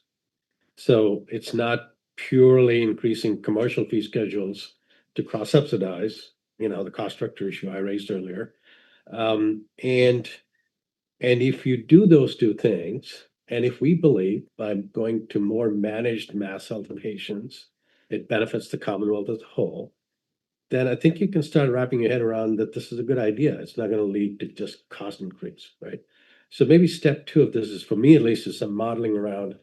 Let's assume we're going to force you to demonstrate 5 years from now or 3 years from now, your new membership is principally mass health, and you're managing the heck out of these members. And if you meet those criteria, we may be agreeable to the higher fee schedule. So that's kind of my thought process.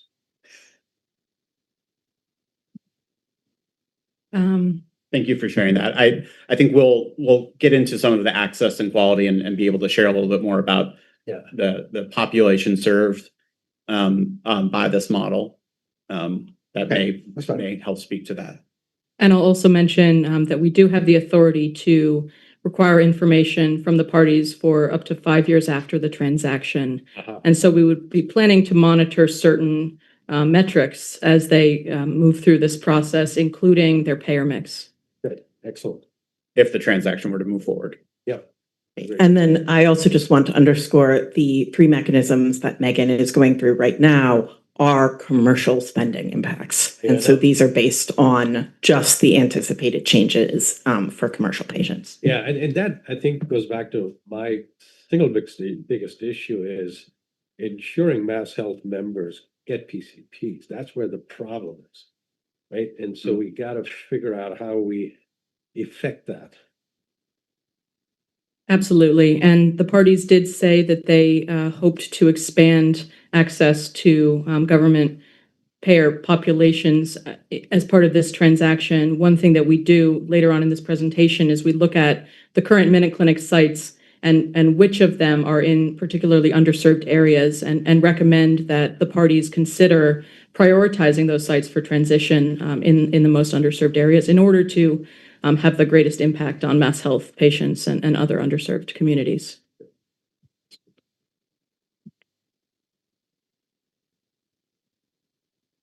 Moving on to mechanism number 3, to calculate the spending impact of MinuteClinic's current convenience care that would likely have to shift to other settings as MCPC sites build up their primary care panels as expected to represent 45% of visit volume by year 3.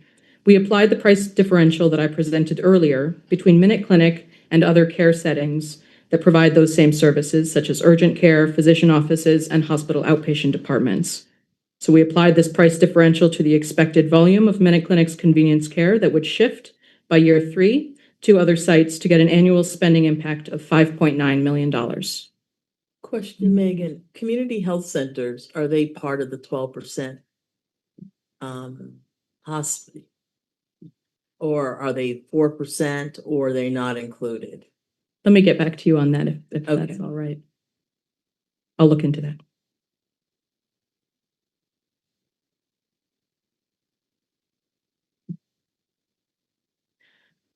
So combining across all three mechanisms, the transaction is likely to increase commercial healthcare spending by approximately $40.2 million annually by year 3. The HPC spending impacts are conservative for a number of reasons. First, they don't incorporate, as I mentioned before, the impact of any increase in MGB's bargaining leverage due to an expanded primary care footprint. And second, they reflect CVS's expectations of moderate acceptance of the MCPC model by year 3. We calculated that if MCPC were to fill its patient panels completely, the combined annual spending impacts would be approximately $76.2 million in claims-based spending and $16 million in non-claim spending. We also note that the repricing of MinuteClinic's convenience care services to MGB prices would happen immediately.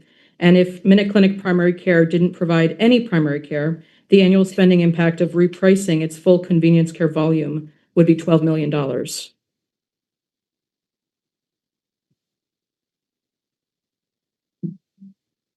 The parties highlight the potential for savings associated with increasing primary care capacity, and we acknowledge that expanding access to comprehensive and high-quality primary care can not only improve care delivery, but also lead to some healthcare savings, such as due to a reduction in unnecessary ED visits.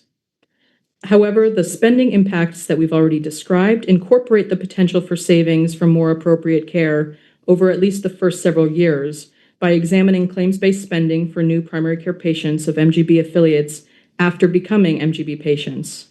This allowed the HPC to base spending estimates on the actual experience of similar patients after they chose an MGB-affiliated primary care provider.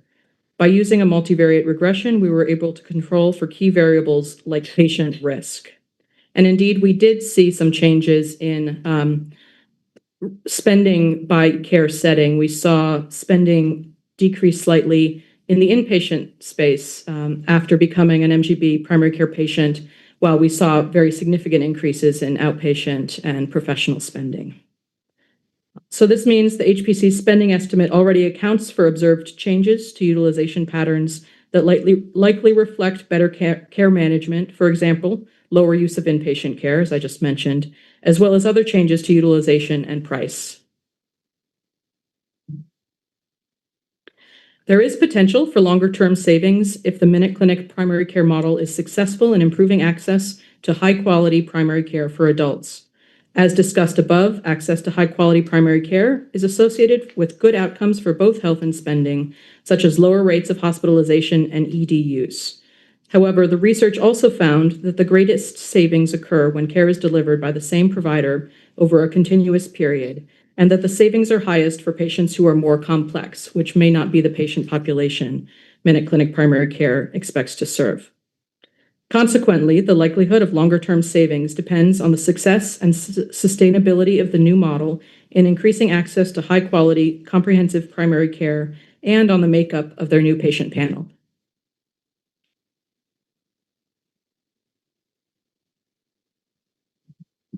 So this slide and the next summarize the three mechanisms of spending impacts I just walked through, which combined would total $40.2 million annually by year 3. Don't think I need to walk through these again. I'll just pause for questions. I know I asked yesterday or the other day, but I think our key decisions are: do we refer to the Attorney General? Do we refer to the Department of Health? And I know market definition is hard here, but understanding how it affects market concentration seems just really important, even if it's a guess, even if we think about not APP services in particular, but primary care service, what does that do to MGB's market concentration? And I know I think it is high and gets higher, but that number would be, I think, helpful just to include at some point. Absolutely, thank you. As we build up our a comprehensive list of affiliations for all of the APPs with the large provider organizations in the Commonwealth through our wonderful Registration of Provider Organizations program, we will have some of the tools to be able to do just that, and we look forward to using those tools. I'll also mention that the decision about whether to refer a CMIR is in the final report stage, so we won't be making any such decisions in the preliminary report. Their vote will be Released. today our vote will be whether to issue the preliminary report. Just a quick time check, because I know we have a lot of information to get through, and I want to make sure we've got time for discussion. Do you think another 10 minutes on the presentation, and then we'll I can move very move to quickly. discussion? Okay, perfect. Commissioner? I'll wait for the end. Okay. And this is our other cost of market summary. I think we've already gone over these points.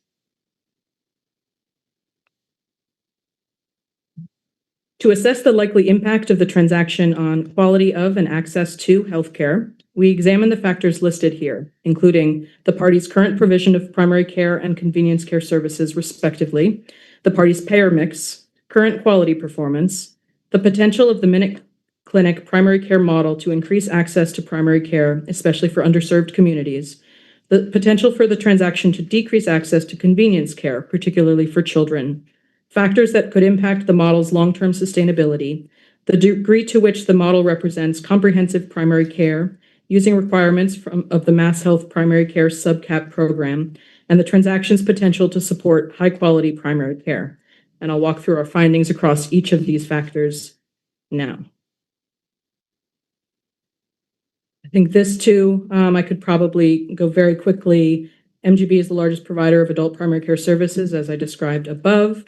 Minute Clinic has 37 locations staffed by approximately 80 nurse practitioners, and they served 140,000 patients in 2024, 15% of which were children. Minute Clinic has historically been an important access point for services generally considered to be part of primary care, such as screenings, vaccines, testing for infectious diseases, and routine labs.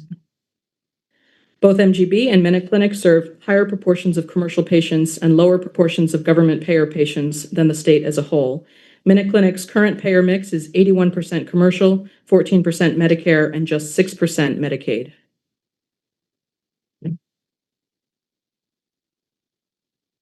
The HPC reviewed the parties' recent performance on quality metrics relevant to primary care and convenience care for MGB and Minute Clinic respectively, as well as information on systems the parties use to support high-quality care in these areas. And we found that MGB has historically performed at or above the statewide average on available quality metrics.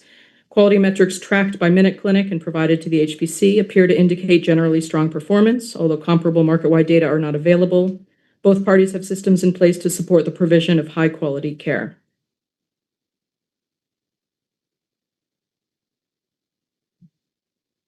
The HPC found that the transaction has the potential to increase access to primary care for adult patients, but the degree to which this potential is achieved would depend on the success of the model over time and on some details that have yet to be determined.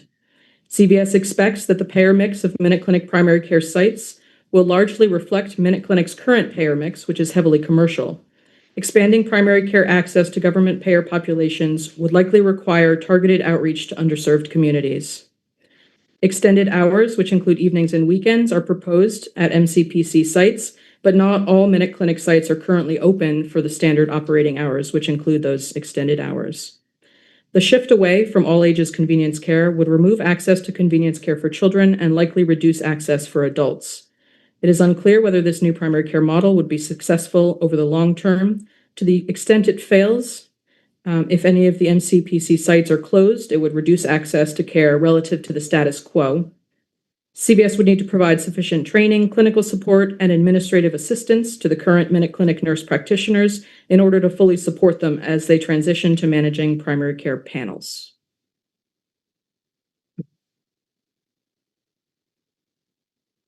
Given that MCPC sites would be created by converting existing Minute Clinic sites, any expansion of access to primary care resulting from the transaction would be centered on the communities surrounding those sites. The HPC analyzed 6 metrics of primary care availability and need to assess which current Minute Clinic sites are located in communities with the greatest need for additional services. The 6 metrics are listed here on this slide, so I won't belabor them now. The HPC identified some key differences that could guide the parties in their decisions regarding how to prioritize the sites for transition, including through strategic and financial support and targeted patient outreach. Considering all factors equally, the HPC identified current Minute Clinic locations in Hampton County, West Springfield and Palmer sites, and Plymouth County, the Carver site, as having patient demographics most likely to benefit from expanded primary care access. Additional locations in Plymouth County, in Marshfield, and Bristol County, in Fall River, also rated highly in the HPC's analysis of need. The HPC suggests that MinuteClinic consider prioritizing support for these and other sites in communities with the most potential for improving access.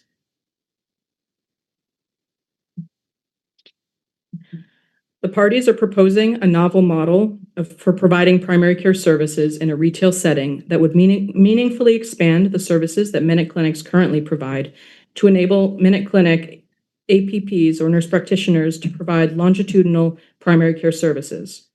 It is important for the Commonwealth to understand whether the proposed care delivery model would reflect the provision of comprehensive primary care. There is no universal definition of or framework for evaluating primary care services. The HPC considered several potential frameworks and chose the Mass Health's primary care subcapitation clinical tier criteria to inform our evaluation of the party's proposed model. Because 1, the criteria are comprehensive, were developed recently, are specific to Massachusetts, and CVS has stated that it intends that MinuteClinic primary care would participate in the subcap program as a Tier 1 practice. We want to be clear, however, that in using the clinical criteria in the subcap program to assess the proposed MinuteClinic primary care model, the HPC does not act on behalf of Mass Health and does not attest that the proposed model would or would not meet the subcap criteria.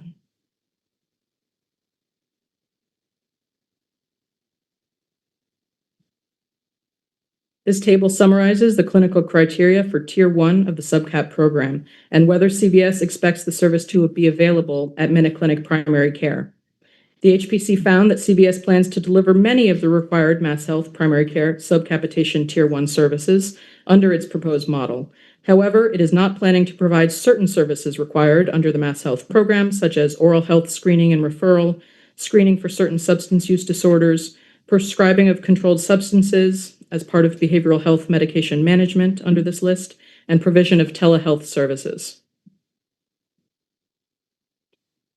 Given that the proposed model is not expected to have these services, the HPC found that the model's care delivery scope would have notable limitations. Of particular note is the expectation that MinuteClinic primary care would not prescribe controlled substances, which may limit access for many patients.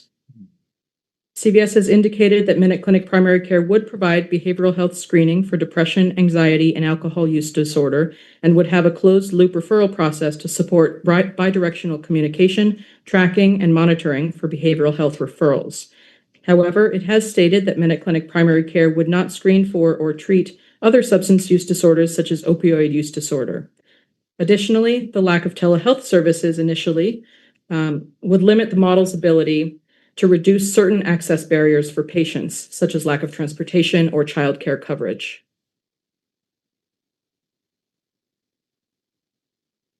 In summary, the parties are important access points for primary care and convenience care services, and both serve a high commercial and low Mass Health population. The transition to MinuteClinic primary care has the potential to increase access to primary care for adults through a novel care delivery model.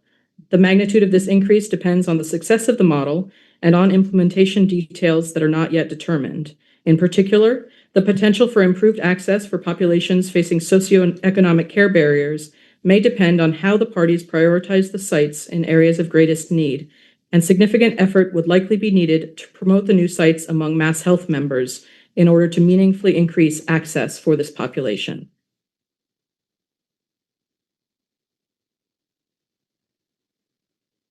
The transaction may pose certain challenges to access due to the elimination of access to convenience care for children and reduced access for adults, and the uncertainty about the long-term success of the model. It is similarly uncertain whether MinuteClinic primary care would provide comprehensive, high-quality primary care. The model includes key elements of such care, but has notable limitations as well, and success will depend heavily on how the model is implemented. And I think we're at the end. Madam Chair, I have a quick reaction. So just to preface it, that I am biased because I spent 20 years of my prior professional career integrating primary care with behavioral health, including substance use disorder. So I was wondering if there's, in terms of questions that we could ask, see if it's MGB, is there, not all controlled substances are created equal. Like I can see why they wouldn't want to be prescribing Percocet and oxycodone. Yeah. But, there's like controlled level 3, which is testosterone, things like that, or level 5, which is Neurontin and Lyrica. I was just wondering if there's a way for them to tease that out. Like in terms of, would they be willing to consider, maybe not on day one, but if there's like a stage where they say like it's complicated enough to just do aspirin on day one, but like, well, we're thinking of testosterone and things like that for, I don't know, year 2, and we're thinking of on year 3, and we're thinking of buprenorphine in year 7 or something like that.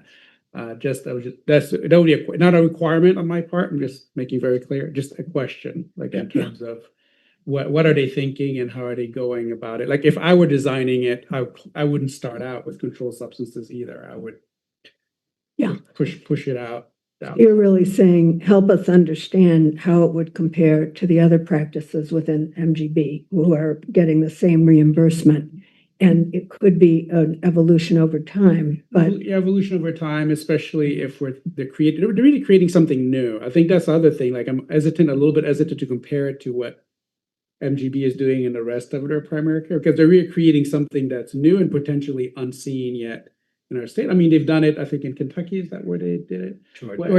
Georgia. So they're creating something new. Yeah. And if they're creating something new, I would love to see an evolution of that something new to include some sort of standard gender affirming care stuff, some behavioral health stuff, but maybe not on day one, but yeah, what's the expected evolution Madam Chair. over time? Yes, Commissioner Walsh. Thank you. Based on my public disclosure, I am going to recuse myself from both the deliberation on this vote on this matter, and I will rejoin my fellow commissioners at the conclusion of the discussion. Thank you, Commissioner Walsh. And just to provide a little bit more context on what the parties told us, they told us they didn't plan to hold a Massachusetts controlled substance registration, which is required, I believe, for prescribing any drugs in schedules 2 through 5. But we welcome more information from the parties if they want to suggest a ramp up of prescribing as you describe. Thank you, commissioners. I suspect the parties are tuning in. And so your questions as they're preparing their written response and as we prepare our final report are most welcome. Commissioner. Thank you.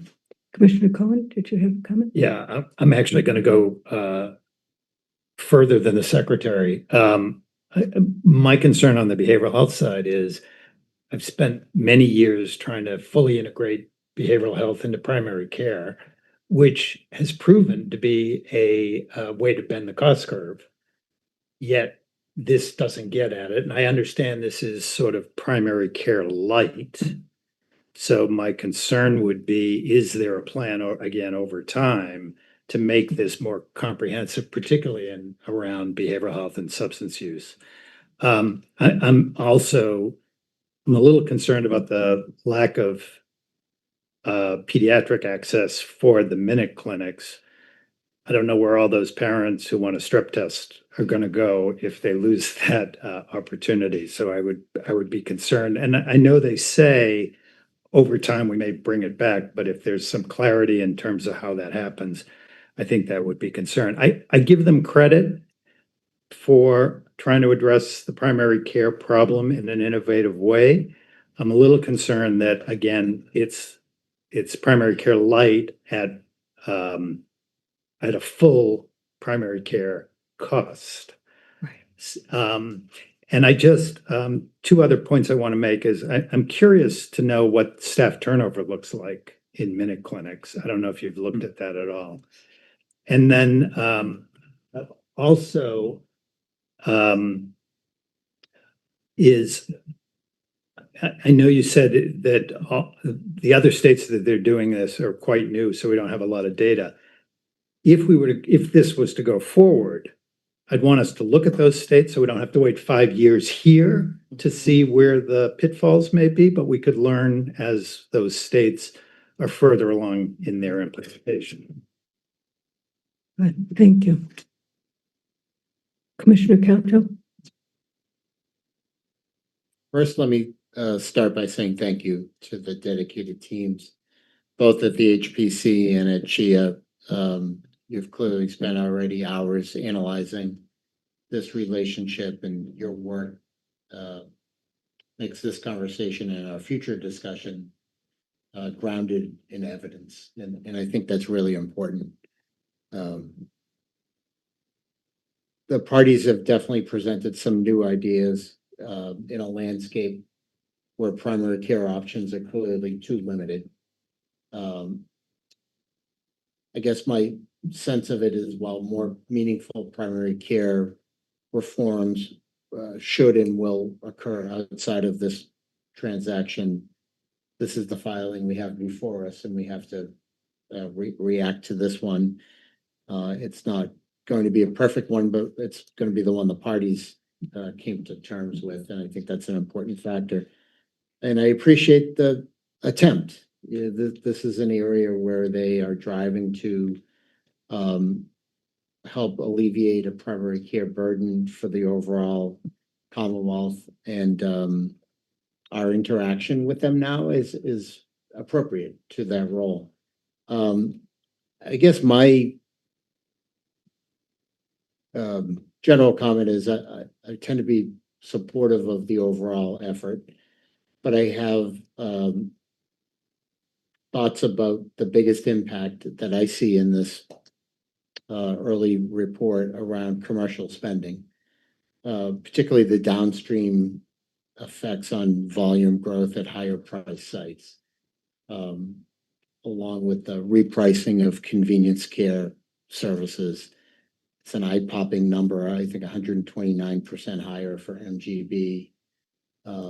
You don't see that very often, and I think that gives me cause for at least observation.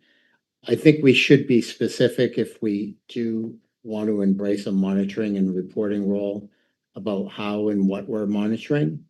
I think TME is always a really good metric before and after for the patient population in the surrounding catchment area.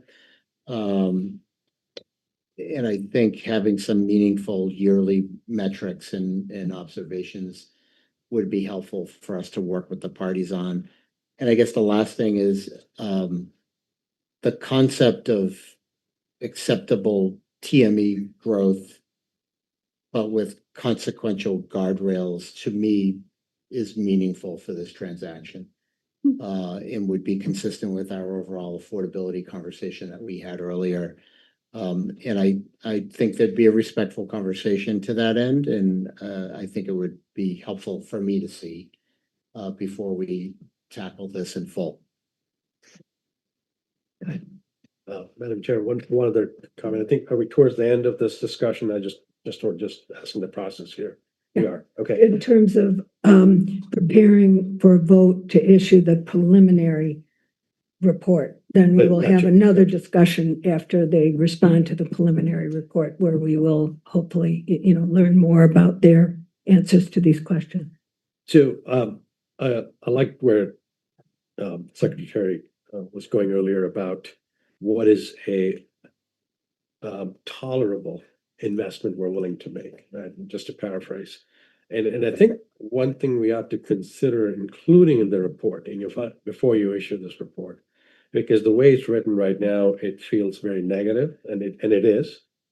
But we could look at it through the lens of, what do you believe needs to happen that could help the Commonwealth in the long run? And lay out sort of the conditions, and that then becomes, going back to what the other commissioner said about metrics we could measure. So I'd like for you to consider adding a section on what do you believe needs to happen that'll help make this transaction accretive value to the Commonwealth. That was, I don't want to echo those, because that's exactly, I just want to applaud, Kate, Megan, and team. You did a really thorough job here.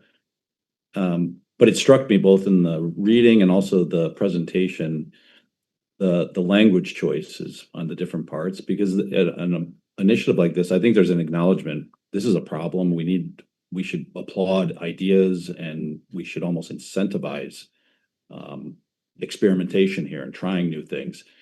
And you've done a good job to fulfill the responsibility to help us understand details of it. But the language used in the report and even the presentation, when it comes to the cost, we have the costs and we have the benefits. The costs have language of it's likely to specific numbers, 27 million, 6 million, 5. And on the benefit, it always starts with however, although, depends on a number of factors. And that can happen for a few reasons. It could happen because you have a degree of conviction on the confidence of that, some of these things versus the benefits. It could be glass half empty approach looking at the report. And I don't see that in the way you guys have gone about this. But I think between the preliminary report and kind of what we'll review here in a couple of months, it'd be great if we had better characterization on the benefits. And it could lead to, I think, an excellent suggestion of the areas to watch, not just the costs. Like, are they achieving what they wanted to with this? Is the Commonwealth getting something back from this? Because the cost would be reasonable if we expanded primary care in a whole host of ways and provided better access to communities. So just a few thoughts there on having reviewed my first market impact review and the approach taken, but congratulations. Thank you so much. I think you're accurately characterizing sort of the difference in our level of confidence in what will happen. I think we expect, a number of the spending impacts will happen, and on the access side, it may happen if the model is successful. But we were not intending in any way to sort of balance those two out explicitly against one another. I think, if this were longitudinal, comprehensive, high quality primary care, there's a tremendous opportunity for access improvements here. And the question is, will that come to pass or not? And because the model is so new, it's very hard for us to say. Yeah, I mean, my own comment is that I hear us all saying we recognize the need for additional primary care, and we applaud this effort to propose a way to bring significant new primary care into the state. So no question about that. And also, I would say I respect and believe in the commitment of CVS Minute Clinic and of MGB in the partnership to make that happen. I don't doubt the commitment or the expertise or the intelligence. I think where the discussion lies is is it possible? And I appreciate the fact that they've been very clear about what they're not going to do. They do not intend to change their commercial percentage. So if I'm reading the numbers right, Minute Clinic today is 81% commercial. That's among the highest in the state if we look at primary care. They don't intend to change that. They don't intend to become a larger provider for government, insured patients. That's important because we'd be paying at the highest rates in the state for a practice that doesn't have the same diversity potential load for patients as others. The other thing I respect they're being clear about is they do not intend to have the fully integrated behavioral health service that is understood and implemented by other practices. And so I think the commissioners, both Secretary Mahania and Commissioner Cohen's point about let's understand that more. Let's understand more about exactly what is in the plan, even if it isn't immediate, and what isn't in the plan. Because again, that's a different form of practice. Doesn't mean it isn't a good form of practice, but it means it's unlike other primary care practices, and we're paying at the highest levels in the state for that. And the other thing I would say is, we go back to the slide for a second about the service areas. Again, I don't doubt the intention of what CVS and MGB are trying to achieve, which is to take patients that are in Minute Clinic now that don't have a PCP or an MGB specialty services now that don't have a PCP and provide that. But when I look at the service areas, it seems like there's the potential for an unintended consequence, which is that they take a patient from a service area that is not MGB's primary care service area now, and they shift that patient from specialty care that they're somehow accessing in that region to MGB specialty care. And I'm accepting that that's not their intention. But in these service areas that have a great need for primary care, that's a potential. So I guess I would say that under the heading of monitoring, I think those are key factors, including where are the patients receiving specialty services now, and where would they receive those in the future if they, are cared for in the new, Minute Clinic primary care model. So again, don't doubt the intention, but there's a long way to go. They're saying that it could take 3 to 5 years to really convert the practices from convenience care to primary care, and what's going to happen along the way. Yes, Commissioner Quick thoughts. Erickson? I just that and on the one hand, this expands access, that's good, costs, that's bad. I think of our role as providing this public good to the Commonwealth that informs the Commonwealth of this information, and various actors can plan in response to that. We have a set of decisions, I mentioned 2 before, and the other decision eventually that we would face regarding this would be whether, if it were referred to us by GIA, whether a performance improvement plan would be required, right? If it were to increase spending on the metrics that we target. And so I guess that would be the only part I didn't see in this report, is how might this inform later on when we get to a situation? Is it likely to trigger they're exceeding the benchmark and refer us to a performance improvement plan? What would we think about in that context? That might be useful guidance to these parties, because imagine we said, oh, when it gets here 2 years from now, we're going to be really tough, and they might be like, well, we don't want to do that anymore, and that would be useful for them to know up front. And so I think that's something we should just think about in advance and give clear guidance so that people don't make mistakes and not get what they're expecting. Yeah, and just to echo that, thinking, what does key performance, like what does success look like in terms of goals and outcomes? What are those KPIs that they're looking at to help inform future? So I totally agree with that observation. So sounds like from these comments, what would be helpful is to really crystallize, if we issue the preliminary report, really crystallize Minute Clinic CVS plus MGB's vision for in the fully developed system, understanding that could be 3 to or plus years from now, what will it look like? And along the points that the commissioners have suggested are, relevant and important, and really make sure we're understanding that. And Madam Chair, if I might just add one thing to this great conversation. I think as we think about the difference between our preliminary report and the final report, I do think there is, we have always thought of the final report as perhaps where we put our point of view more into it. Got it. And so when we think about, what is our point of view about what success looks like, what are the KPIs or the things that we're going to be tracking and looking at the reporting measures that we're going to be thinking about and considering in the 5 years. We often, as we've done these in the past, the preliminary report is here's kind of the facts, and we want the parties to respond, provide their, kind of their response, their commitments, take that into account, and then issue a final report with kind of our more point of view, to repeat myself, in that final report. So I think there's an opportunity for us to bring in some of the points that the commissioners were making here. Excellent. Very good.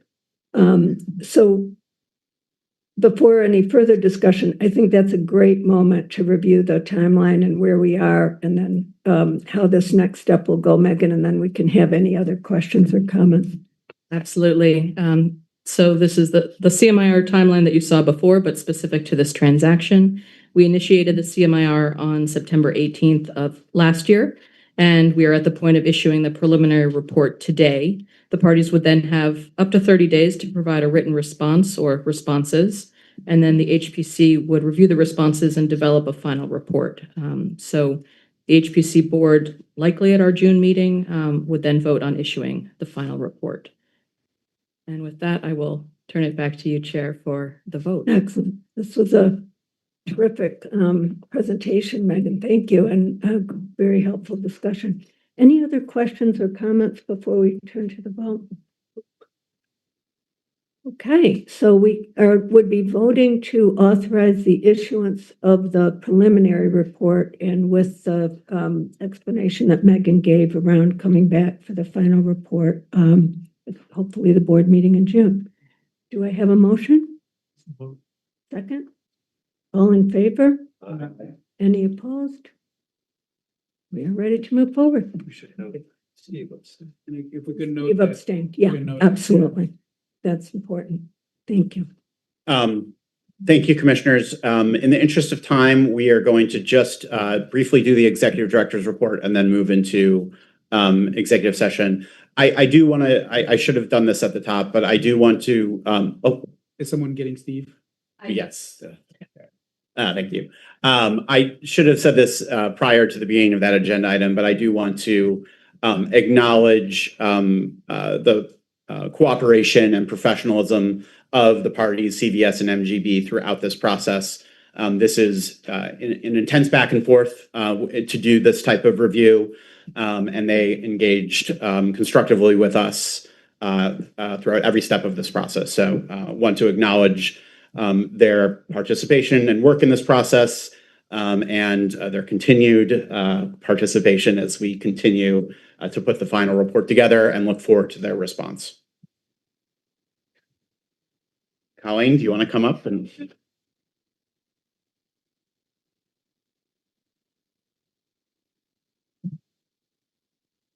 You can move to slide 101.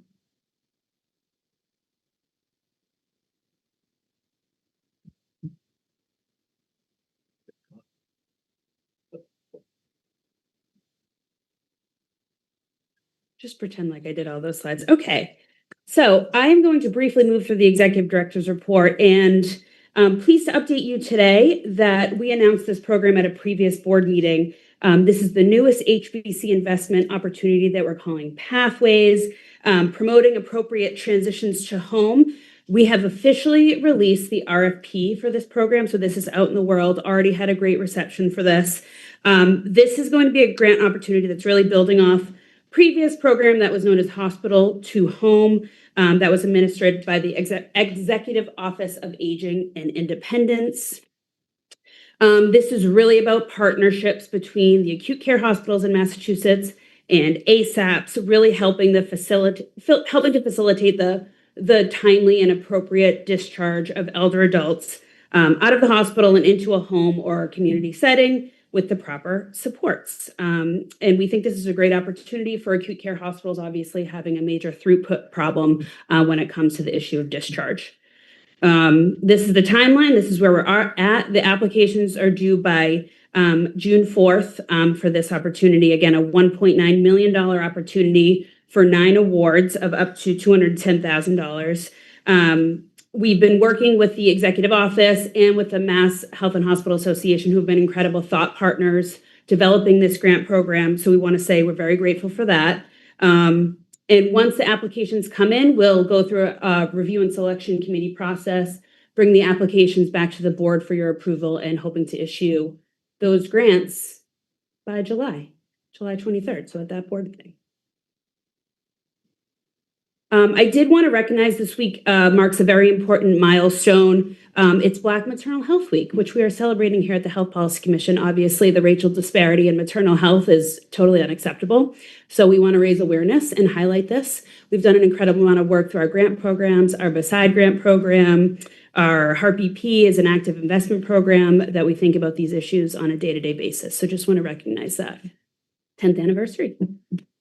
Recent and upcoming publications, I will move quickly through this. We got a lot of things in the pipeline right now. Look forward to issuing a lot of different reports. We've got an evaluation report coming out from our Mass Up investment program. This was a massive program that we did over 3 years from 2020 to 2023. This is about partnerships focused on social determinants of health, food insecurity, upstream activities addressing all of these major issues. You can see our partners here. We did a incredible video on our partnership with Heal Winchendon. That's on our website that I encourage everyone to take a look at if you have a minute.